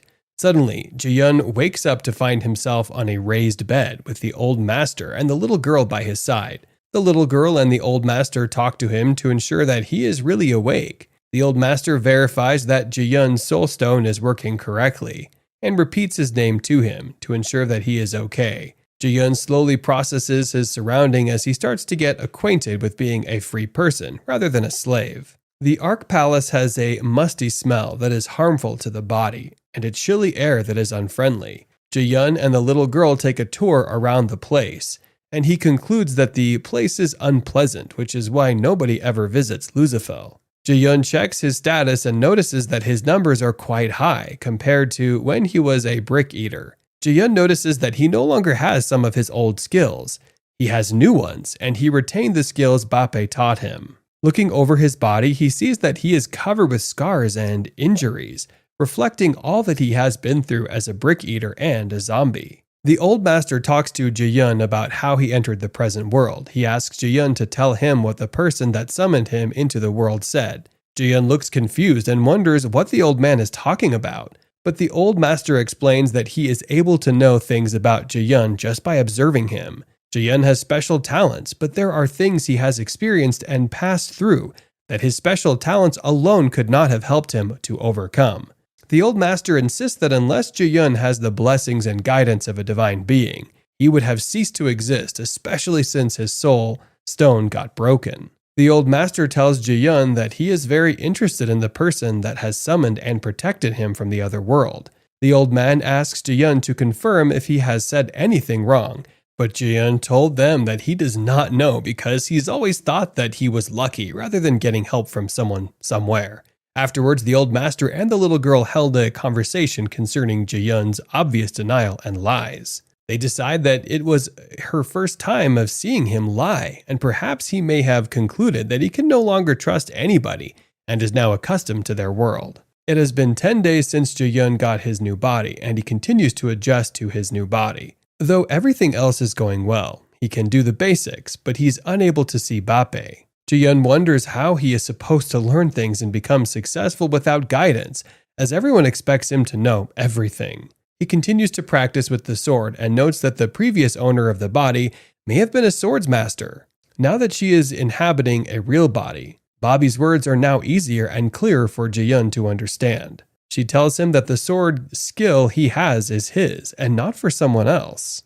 The underworld is a brutal place that is merciless to the weak, and even the strong are never at peace. The sky looks grim and strangely abnormal, as though something is about to happen. A young girl with bright orange hair and partly covered face stands in the center of a deserted place, with a rigid stance. In her hand is a torn and poorly sewn teddy bear missing one eye.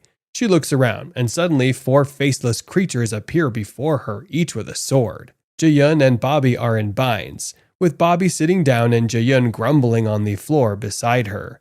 Beside them, a group of bandits are roasting meat, which appeals to Bobby's taste buds. She describes the smell of the meat to an uninterested Ji-yun, who simply continues to grumble at everything she says. Bobby thinks the meat will be so tasty and will be temporarily boosting the strength and happiness of everyone that consumes it. Ji-yun confirms that it is the cave lizard meat that they were roasting. As the bandits begin to eat, Bobby finds it annoying and uncalled for that they are not invited to eat. The frog-like creatures discuss amongst themselves as they enjoy their feast about what to do with Ji-yun and Bobby because they cannot drag prisoners around with them since they have so much to do in the coming days. The first person suggests that they should kill them and take their soul stones and their bodies, but others laugh at the suggestion because they think Bobby and Ji-yun are worthless and skinny and nobody will pay for their bodies. The frog-like creatures continue to deliberate amongst themselves on what to do with these scrawny human prisoners that they cannot sell. Bobby and Ji-yun look at them with anger and disdain from their spot,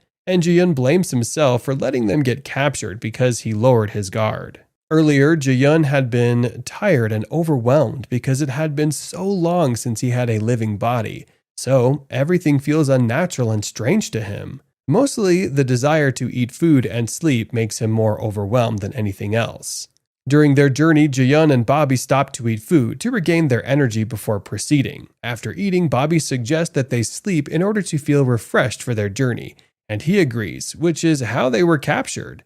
Ji-yun tries to summon one of his skills, though he is yet to know their uses and tries to save them with it, without knowing how he transforms into a beast and gets ready to fight their captors. In his beast form, Ji-yun goes after the frog-like creatures with speed. The creatures were still having fun, unaware of the beast that is approaching. As soon as it came into view, they all jump up in fear because of its size.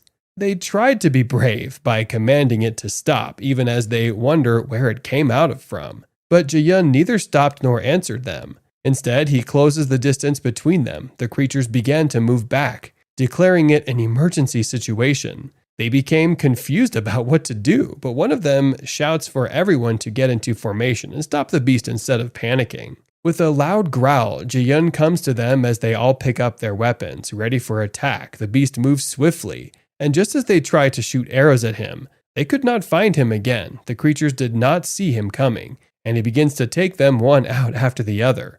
All that remains of them afterwards are screams and shouts for help. The beast attacks with its teeth, biting into the creatures mercilessly and defeating them.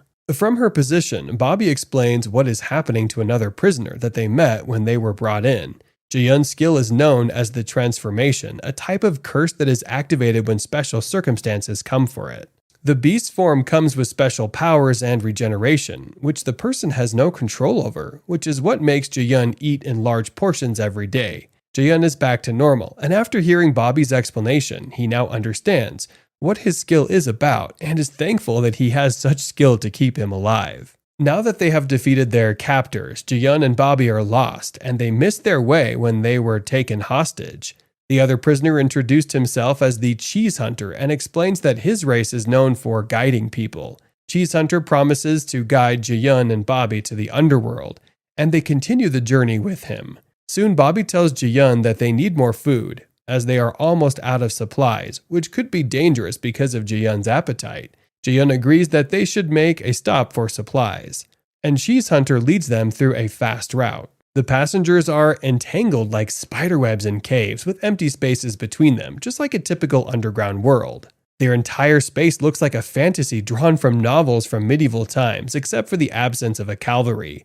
The space in the underground world is tiny and confined. In the underground world, war is a battle of pure strength rather than speed. Soldiers dressed in heavy armor are everywhere, looking all mighty and scary because of the combination of their metal armor and intimidating height. War in the underworld is, however, more than just strength. It involves tactics. There are many hidden passages underwater, which can only be used by those with the ability to breathe underwater. The entire world is more of fantasy than the real world, especially since they have people with the ability to breathe underwater.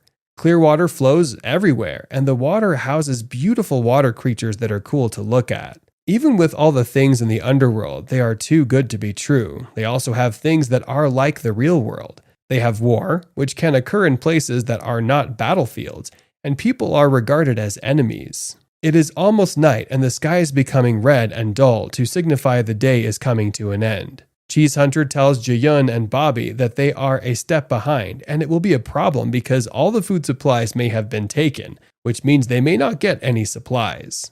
Jaehyun suggests that Cheese Hunter should equally look for food. Farmers sometimes hide their food supplies in secret places, and if they are lucky, they may get some. Cheese Hunter tries to distinguish the smell of food from everything that is burning, but it is quite hard, and they hope that everyone has not been evacuated by the soldiers so that they can get help.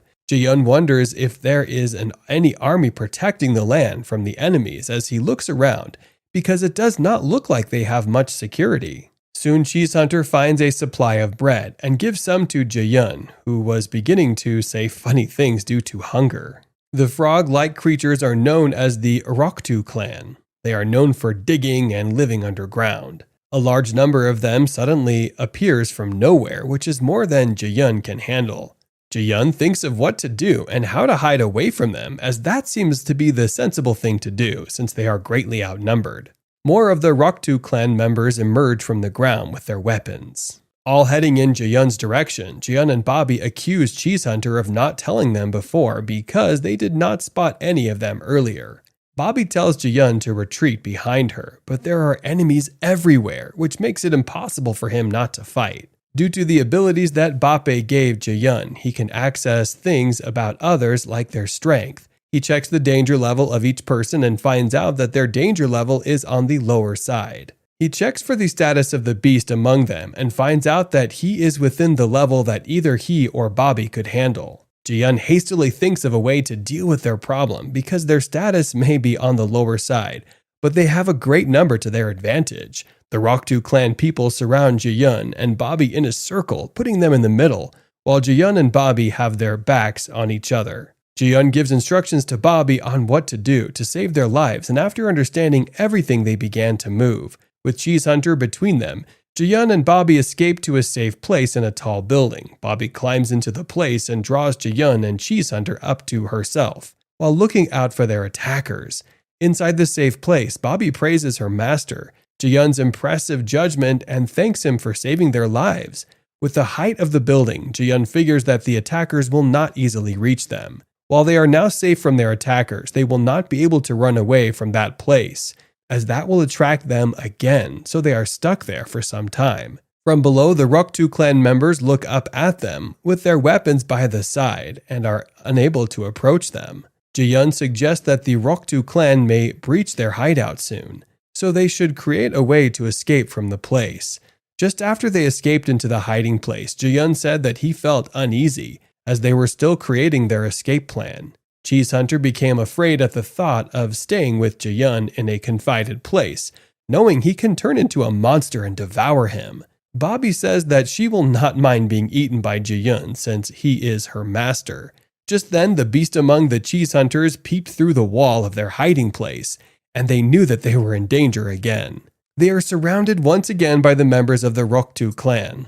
They circle Bobby and Jiyun, and they advance slowly towards them while minding their weapons to avoid doing any serious damage. This is because they are scared that the price for them will fall if they are severely injured in any way, but at the same time they are careful about them because they know that they are very powerful. The Roktu clan members are more concerned about Jiyun and Bobby's worth than the cheese hunter, who they resolve to keep for emergency food supply. Just as they begin to close in on Bobby, Jiyun and the cheese hunter, where they are huddled together, the girl with bright orange hair appears in the sky and advances towards them. Suddenly, a strange smoke filled the air and some of the Roktu clan members began to scream as their gills are burning. Bobby takes Jiyun to safety and accuses him of being careless about breathing under such conditions.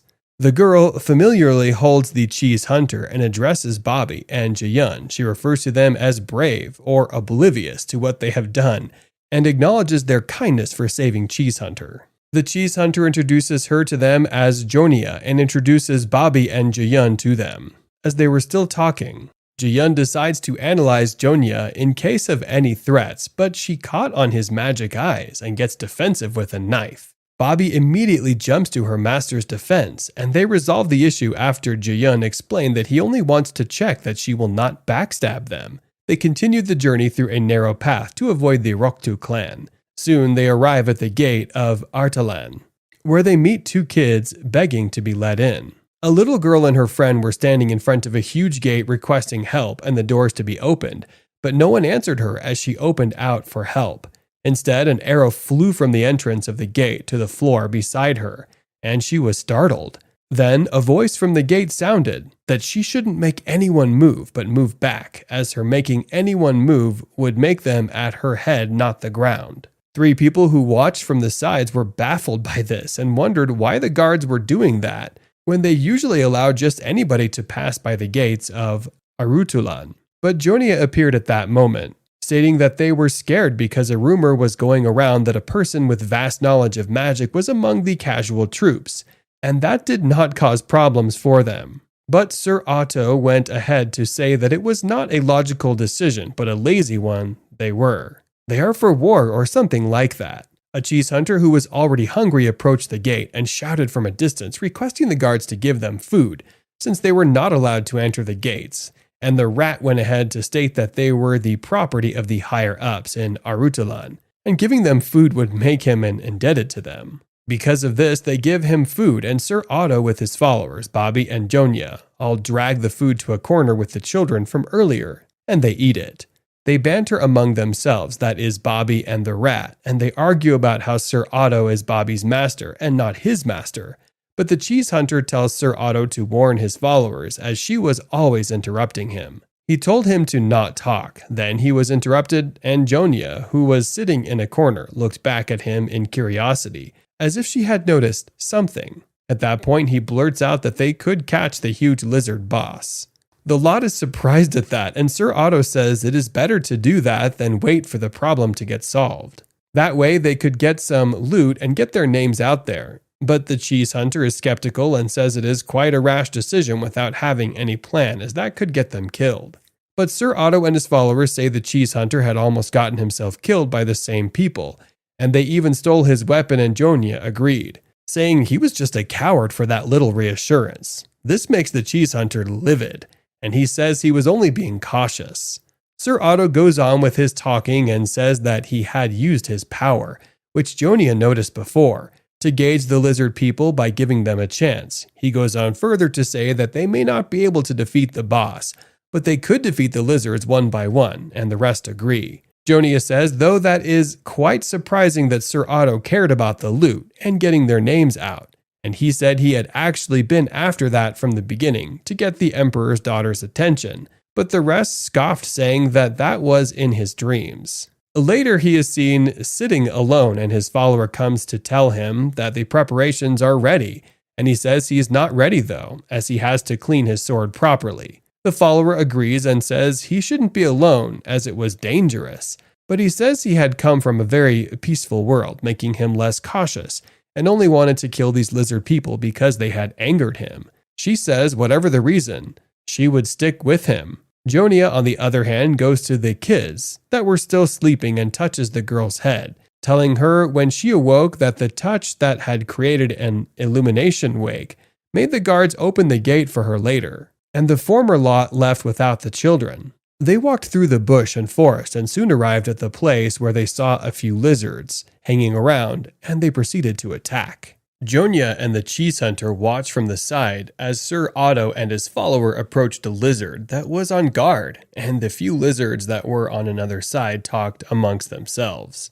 They talked about how they had made the villagers poor by taking their things, and how the medicinal herbs they had taken would be useful for their injured ones amongst them. They also said how they were going to attack the man and lady who attacked them earlier and take their revenge, while Bobby, on the other hand, attacked the guard lizard and silenced him. The lizards noticed the movement and wondered why there was such noise when Sir Otto and Bobby attacked them. They fought for a while and were able to overcome them.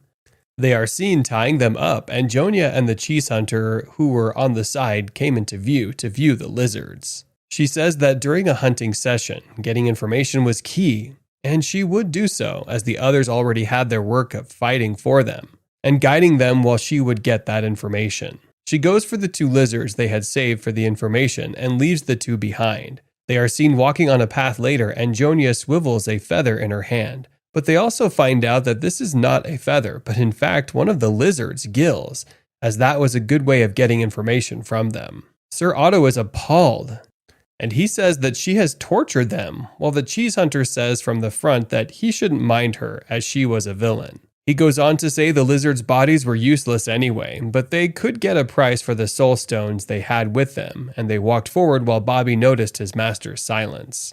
He says all is well, as he had just forgotten how the world was for a second, and they continue on their journey. As they go, Sir Otto notices a shadow looking at them, and he hears in his mind that the man says he cannot wait to see Mr. Otto's remarkable actions like another worlder. Sir Otto is seen having a dream where he talks with Malgaza, and Malgaza asks him what he thinks of the world he's in. He thinks it's the same with his world, including the weak and the strong, and Malgaza blames it on him letting his guard down. He tells him that Sir Otto adapts to environments very fast, and that all his luck must be what was making him very confident. And yes, that he also feels that the killing of the huge lizard boss would work out too, but Malgaza warns him, telling him that if a person pushes too much of their luck, the repercussions will come to find them later. And he wakes up to Bobby calling him. She tells him that the enemy had arrived as Jonia and the cheese hunter predicted, and that they were watching them now. Jonia and the cheese hunter, on the other hand, are watching the frogs, and they talk among themselves about how they had been right, that the frogs would move their injured ones by land, and how they would stay in the palace that the cheese hunter had pointed out. Sir Otto and Bobby join them, and they find out that they haven't found the boss yet, and the cheese hunter states that even if they found him, Sir Otto could fight for sure. He assures them that yes, if it was only a battle of strength. Then he asks Jonia if she had been right that the frogs didn't have powers, as she says yes, stating that they could only borrow the power from weapons like the huge lizard boss had done. They contemplated stealing the sword, but they couldn't do it if they didn't find him yet. Later, Sir Otto was lying in a corner watching the frogs that sounded in the distance, and Bobby comes to meet him, asking him if anything was on his mind, and he says yes, that he was just surprised at how they cared for one another, even though they were injured. And Bobby replies to him saying it was a survival instinct they had, meaning they wouldn't betray themselves. She says Jonia told her, and Sir Otto is pleased. He tells her to walk with people more, as that would help her regain the memories, and Cheese Hunter comes to them telling him that they have found the huge lizard boss in a pond nearby. The four of them reach where the boss is swimming, and Sir Otto wonders why he is alone and separated from the rest. The Cheese Hunter points out that it's because the water is relaxing for them, and the strongest can only use it since it was a small pond. They all agree that the situation might be a trap, but also knew it was too good an opportunity to give up like that. Sir Otto thought to himself that it was a trap, but that if he was able to defeat the big guy before the other frogs came, then maybe everything would be fine. He and Bobby leave the rest, and Jonia wonders what he is up to. He says that if he wasn't able to defeat the big guy, everything would be in vain, and they wouldn't get anything. So he decides to leave them and get the goods, but Jonia stops him, saying he should have a little faith, as it would be bad if he left and Sir Otto comes out victorious. That may cause a grudge, so he waits. Sir Otto, on the other hand, is seen approaching the boss in the pond and calls to him. This makes the big guy leave the pond and stand over him, saying he has killed his underlings. But Sir Otto also said that he had removed the gills of his soldiers, and that he must be proud of his soldiers. This makes the big guy angry, and he threatens to skin Sir Otto alive, making him beg for a year.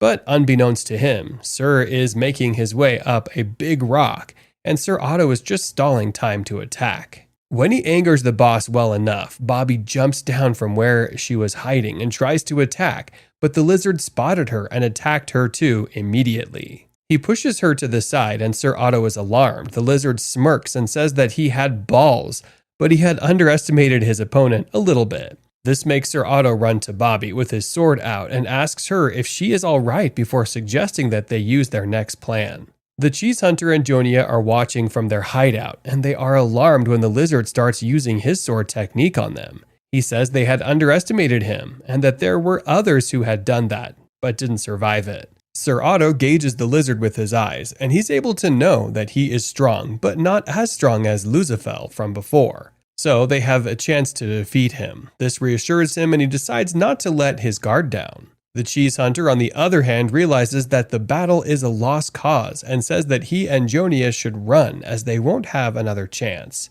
But as they are about to go, they hear the voices of the armed warriors coming and realize that their escape route is blocked too. So they have to be loyal by force. Sir Otto, on the other hand, is fighting the lizard with Bobby, and he taunts the lizard, saying he is moving slowly and is not using his toothpick, which was actually a sword. This infuriates the lizard, and they fight some more with Sir Otto and Bobby, trying to attack his body. But they realize that his body is too thick to penetrate. Bobby tells Sir Otto to use his transformation ability, as they didn't have time because of the troops approaching, and they would be able to penetrate the lizard's body that way. But he tells her to calm down, that they should just aim for the vulnerable parts. She tries to aim for the eyes, but the lizard catches on and stops her, taunting them. And they didn't have any other plan, as they were using the plan from before. But he didn't notice Sir Otto, who had aimed for his head, and his weapon fell out of his hand. Sir Otto quickly grabbed the weapon and said it fitted his hand perfectly, differently from the way it had been small in the lizard's hand. This infuriates the lizard, and Sir Otto says that it was a farewell day, meaning the fight was over. Sir Otto raises the sword into the air amidst the fight and declares that it is finished for the huge boss. But he soon realized that it was not so, as the body went out of control. He seemed to be overcome by the power of the relic, and he feared that his body would be changed into a beast. The huge boss laughs at him and says he can't control the sword with that weak body, and he will lend him the sword to use with a mocking smile. On the other hand, Jonia and the cheese hunter are trying their best to help him, and they fight the warriors that are pursuing them. They soon find a place to hide and realize that the escape route is closed, making it hard for Mr. Otto to escape. He also realized that and gave up as the warriors of the Roktu people charged at him, and they caught him holding him down. But he saw a man amongst them, and he called him pathetic, saying Sir Otto was afraid to lose his mind with the fear of transforming.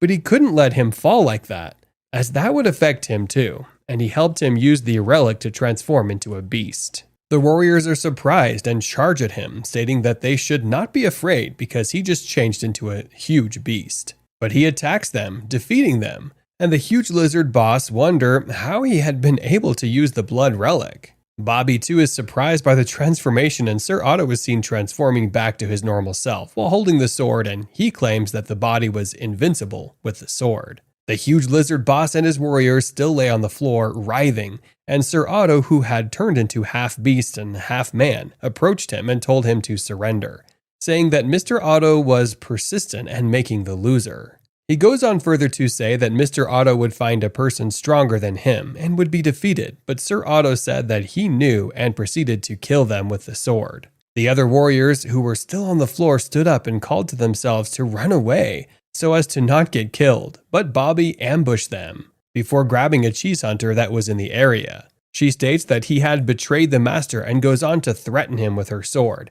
But before she could do any damage, Sir Otto approached them and stopped her from killing him, saying that he would be the one to decide his enemies and friends. She agrees, saying she's sorry, and the cheese hunter presents him with a gift to thank him for the fight he had fought before they were on their way. Bobby still said that she would make Jonia pay, though, when they found her, as she was nowhere to find her. Next, they arrived in Arutalan City, and the guard who had been there at the gate when the cheese hunter asked for food stops him and asks him for the benefit he had promised him when he was helping him. Anyways, they moved on to the city where people were moving around and chanting that they should kill the Roktu people that were with them, and they took them to the building where they wanted to sell their captives.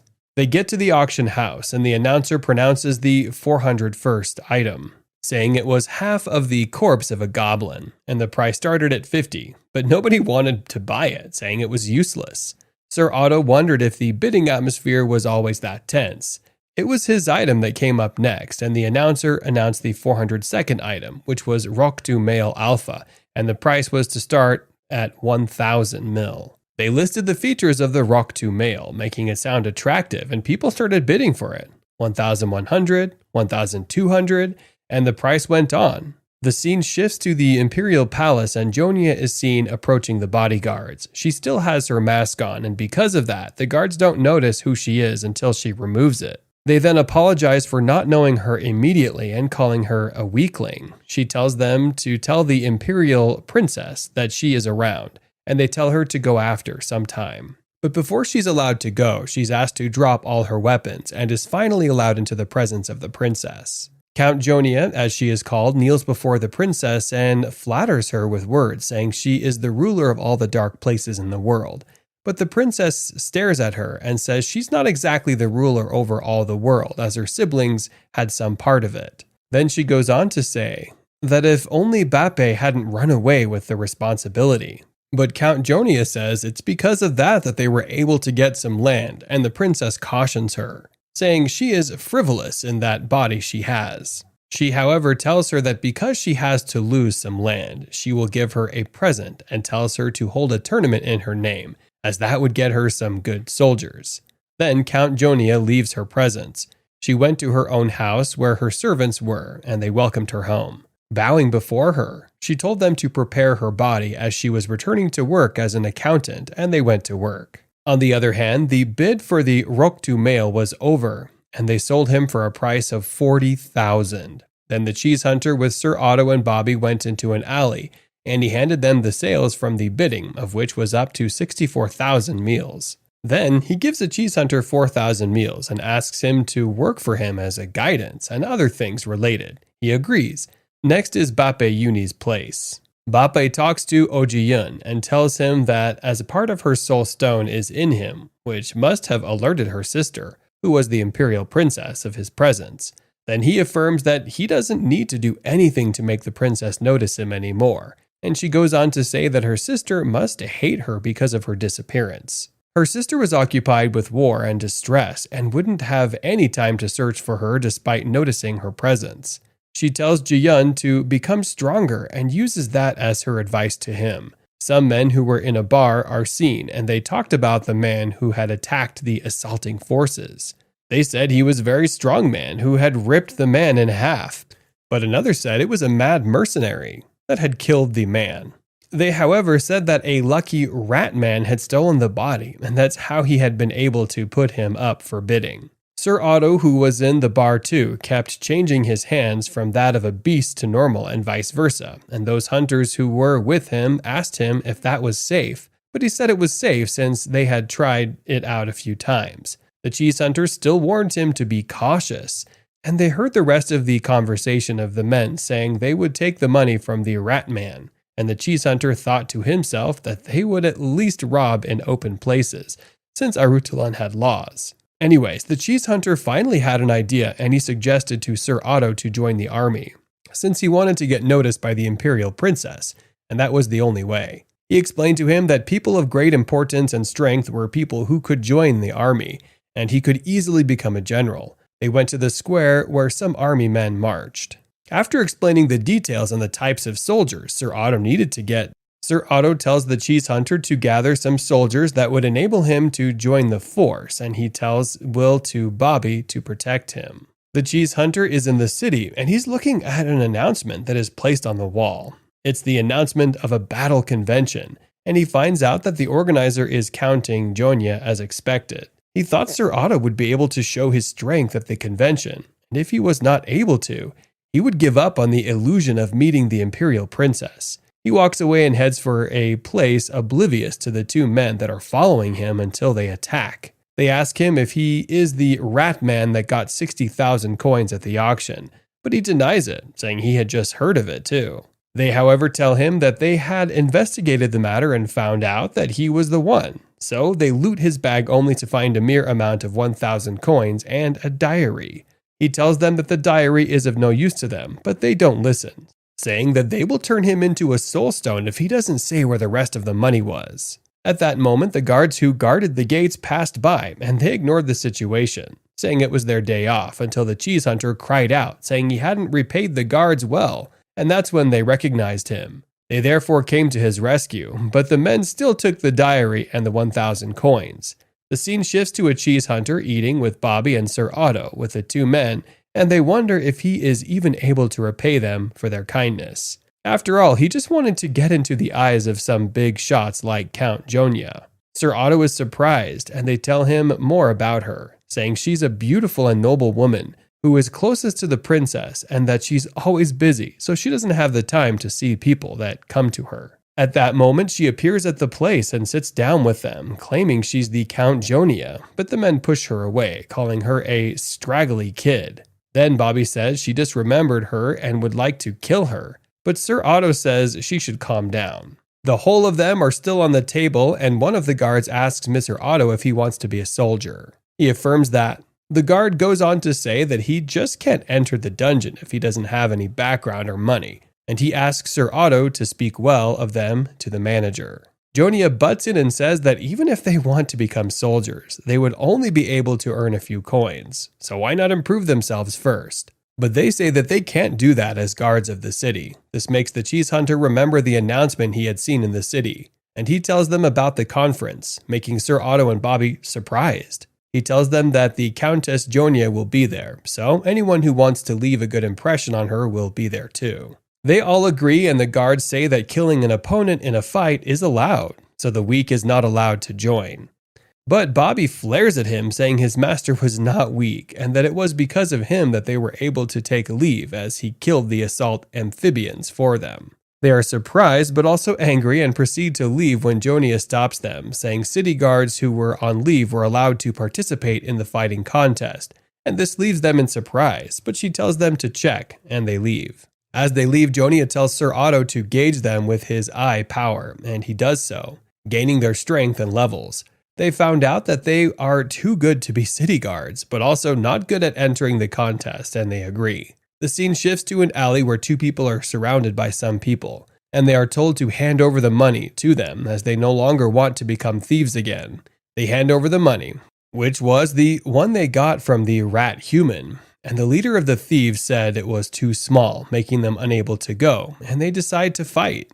The leader of the thieves tells them to be easy on the two thieves, that they want to rebel, but they both laugh, saying what he will do to them, and the fight starts with the both of them beating the whole gang, and the leader is left. He quivers in fear as they approach him, and he says he will do anything for them. The scene then shifts to Sir Otto and Bobby entering the contest beforehand, and the man there tells them that they can have a substitute for the fight. They chose a cheese hunter, even though he was reluctant, and they left the place. The cheese hunter leaves them to go do some business, and Sir Otto and Bobby go to the place where the fight will be held.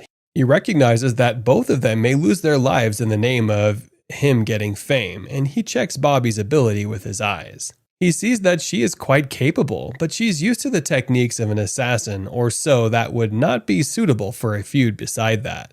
His ability to transform had been triggered by Bape, and he didn't understand that as she always disappeared every time. He thought of going to Malgaza and the young master to ask, as he thought they might have been the ones to also trigger the transformation. Anyways, as they leave the court, they see some two men in the court with a man sitting in their middle, and they talk amongst themselves. They are the thieves from earlier, and as they talk, one of them looks back and sees Bobby, making him call her Mary in surprise. She looks at him with surprise too and says she is Bobby. But they still look unsure. They, however, let it go, and Sir Otto leaves the place with Bobby. A memory of one of the thieves is being shown, and he talks to Mary as she goes away from him, that she should be back as it was too dangerous out there. But she ignores him, saying that she's old enough to defend herself, and he wakes up. The other thief tells him that she is already coming out, and they go to meet her in the streets. Sir Otto, on the other hand, is talking to Malgaza, and he tells him that he has a question. But before he can speak his mind, Malgaza already guessed it and tells him what's going on. He tells him that he is worried that his follower is not suitable for combat and that he was not well prepared for the fight, but he could overcome that by making his opponent weak. He states that dark elves are good for that and that would prove his followers useful. Then Malgaza leaves. He takes out his sword, Sir Otto, and concludes that he had to make the opponent weak as he didn't want to put Bobby in the line of danger, and he wondered where she was anyway. Bobby is still in the streets with the thieves, and she tells him that she doesn't want any trouble, so that they can give them money. But they tell her they don't want her money, but instead her body. This makes her grit her teeth, and she brings out her bow and arrow to attack. But before she can make a dent in her enemies, she's overpowered, and the man tells her that she has improved in her shooting skills. This makes Bobby confused, and the scene shifts back to Sir Otto in his room. He worried that Bobby was a bit yet back and wondered where she was when a knock sounded on the door.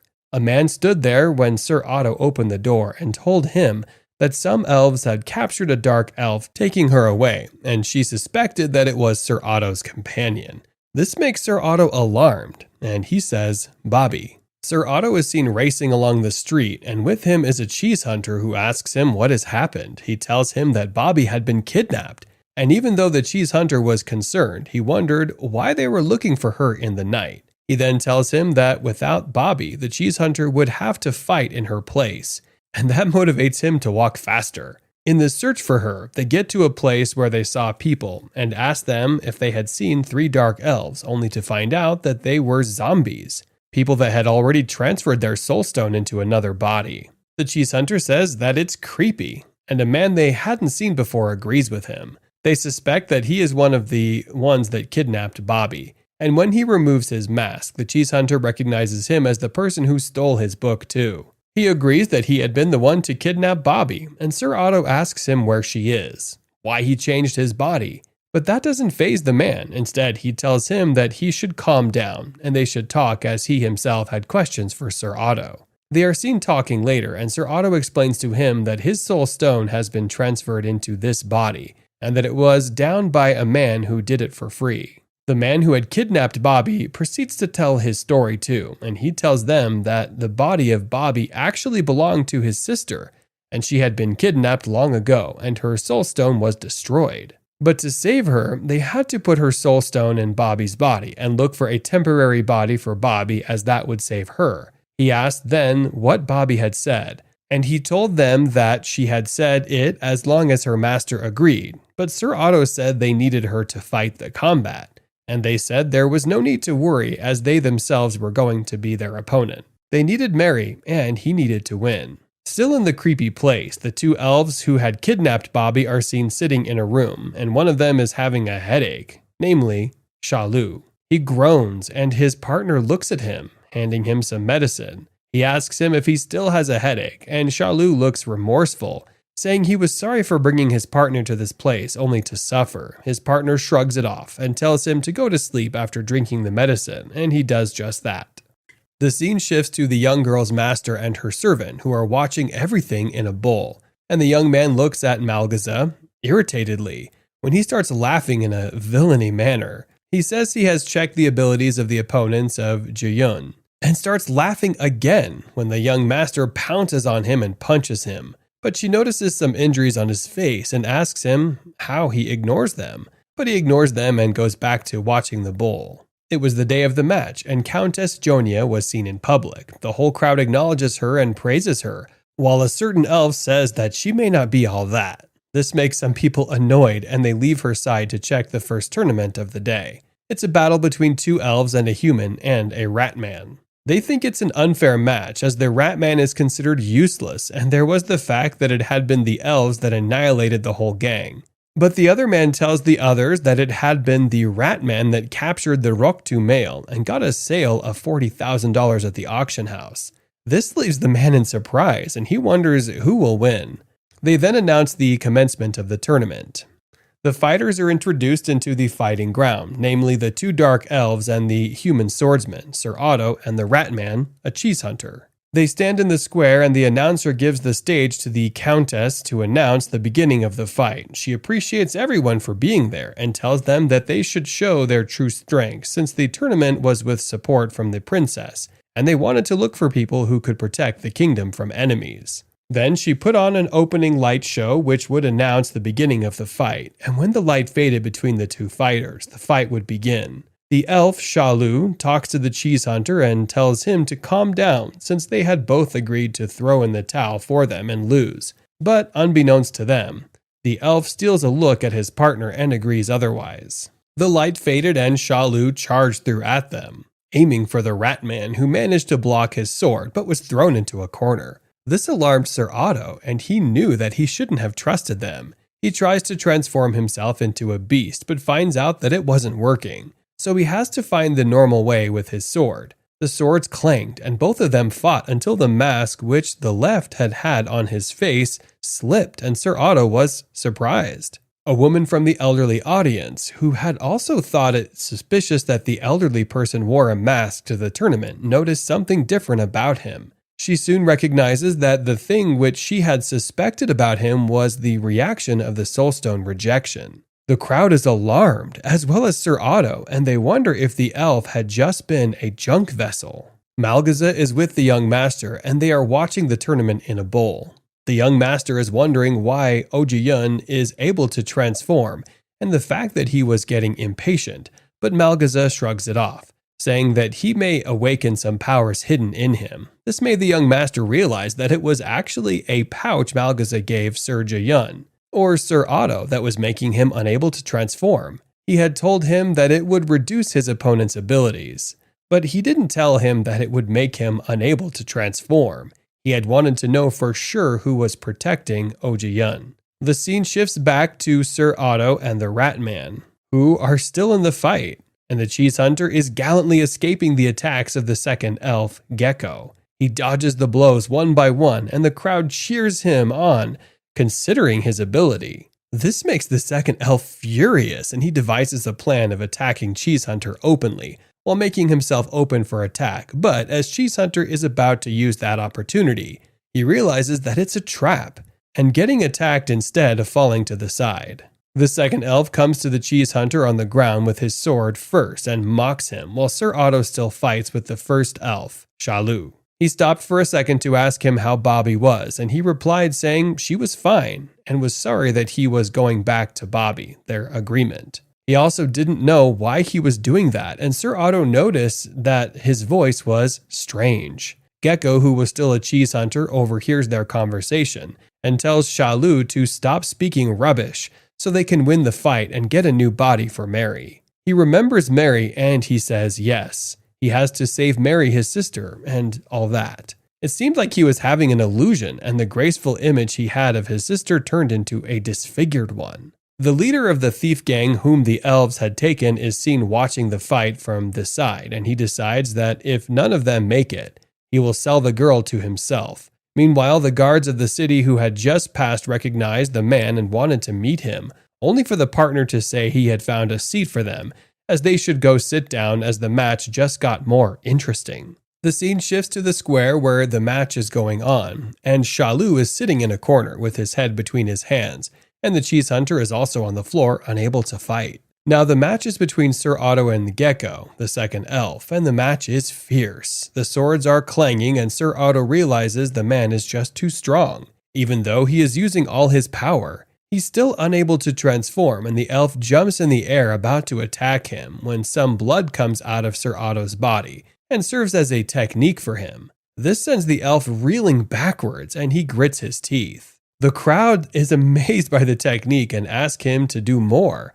But the second elf, who seems to have something down to the first elf, talks to him saying he should get up and fight, that they had to save his sister Mary and Sir Otto had been the one to kill his sister. This provokes him in a bad way, and he starts transforming into something else, a huge beast with wide eyes and a rough body, and he shouts that he will take revenge on his sister, while the second elf just laughs saying it was working. Sir Otto was surprised as well as the crowd, and he wondered how much blood he would use for his transformation, since it seemed to have worked that time, but he couldn't, and Malgaza, who still watched in the bowl, asked Sir Otto to show his power and show the person behind him who was always protecting him. The beast is standing over Sir Otto, and the crowd is wondering how a dark elf and orc fusion worked, if it was really possible. Malgaza explains to the young master how the use of fusion had come into place, and how risky it was, but that some people still use that risk to do the fusion. Even Luzafel had done the fusion, but with lower subjects which turned out to be useful, and Malgaza concludes that the person who always helped Ojiyun would appear now. Meanwhile, at the match, the elf is angry and charges at Sir Otto. Using his strength, Sir Otto is knocked to the side with a forceful blow, even though he had tried to use the blood technique again. The cheese hunter advises him not to lose any more blood, and the second elf stops Shalu, who was now Sir, from attacking again as he wanted Sir Otto to suffer. He says he would be able to face Shalu that way, but Sir Otto disagrees with him, saying he had used his friend as a fusion experiment, so their relationship couldn't be any better. He attacks Sir Otto and they fight for a moment using their swords until the sword jumps in the air and tries to use that technique again, but at a different angle this time, which is using a sword net.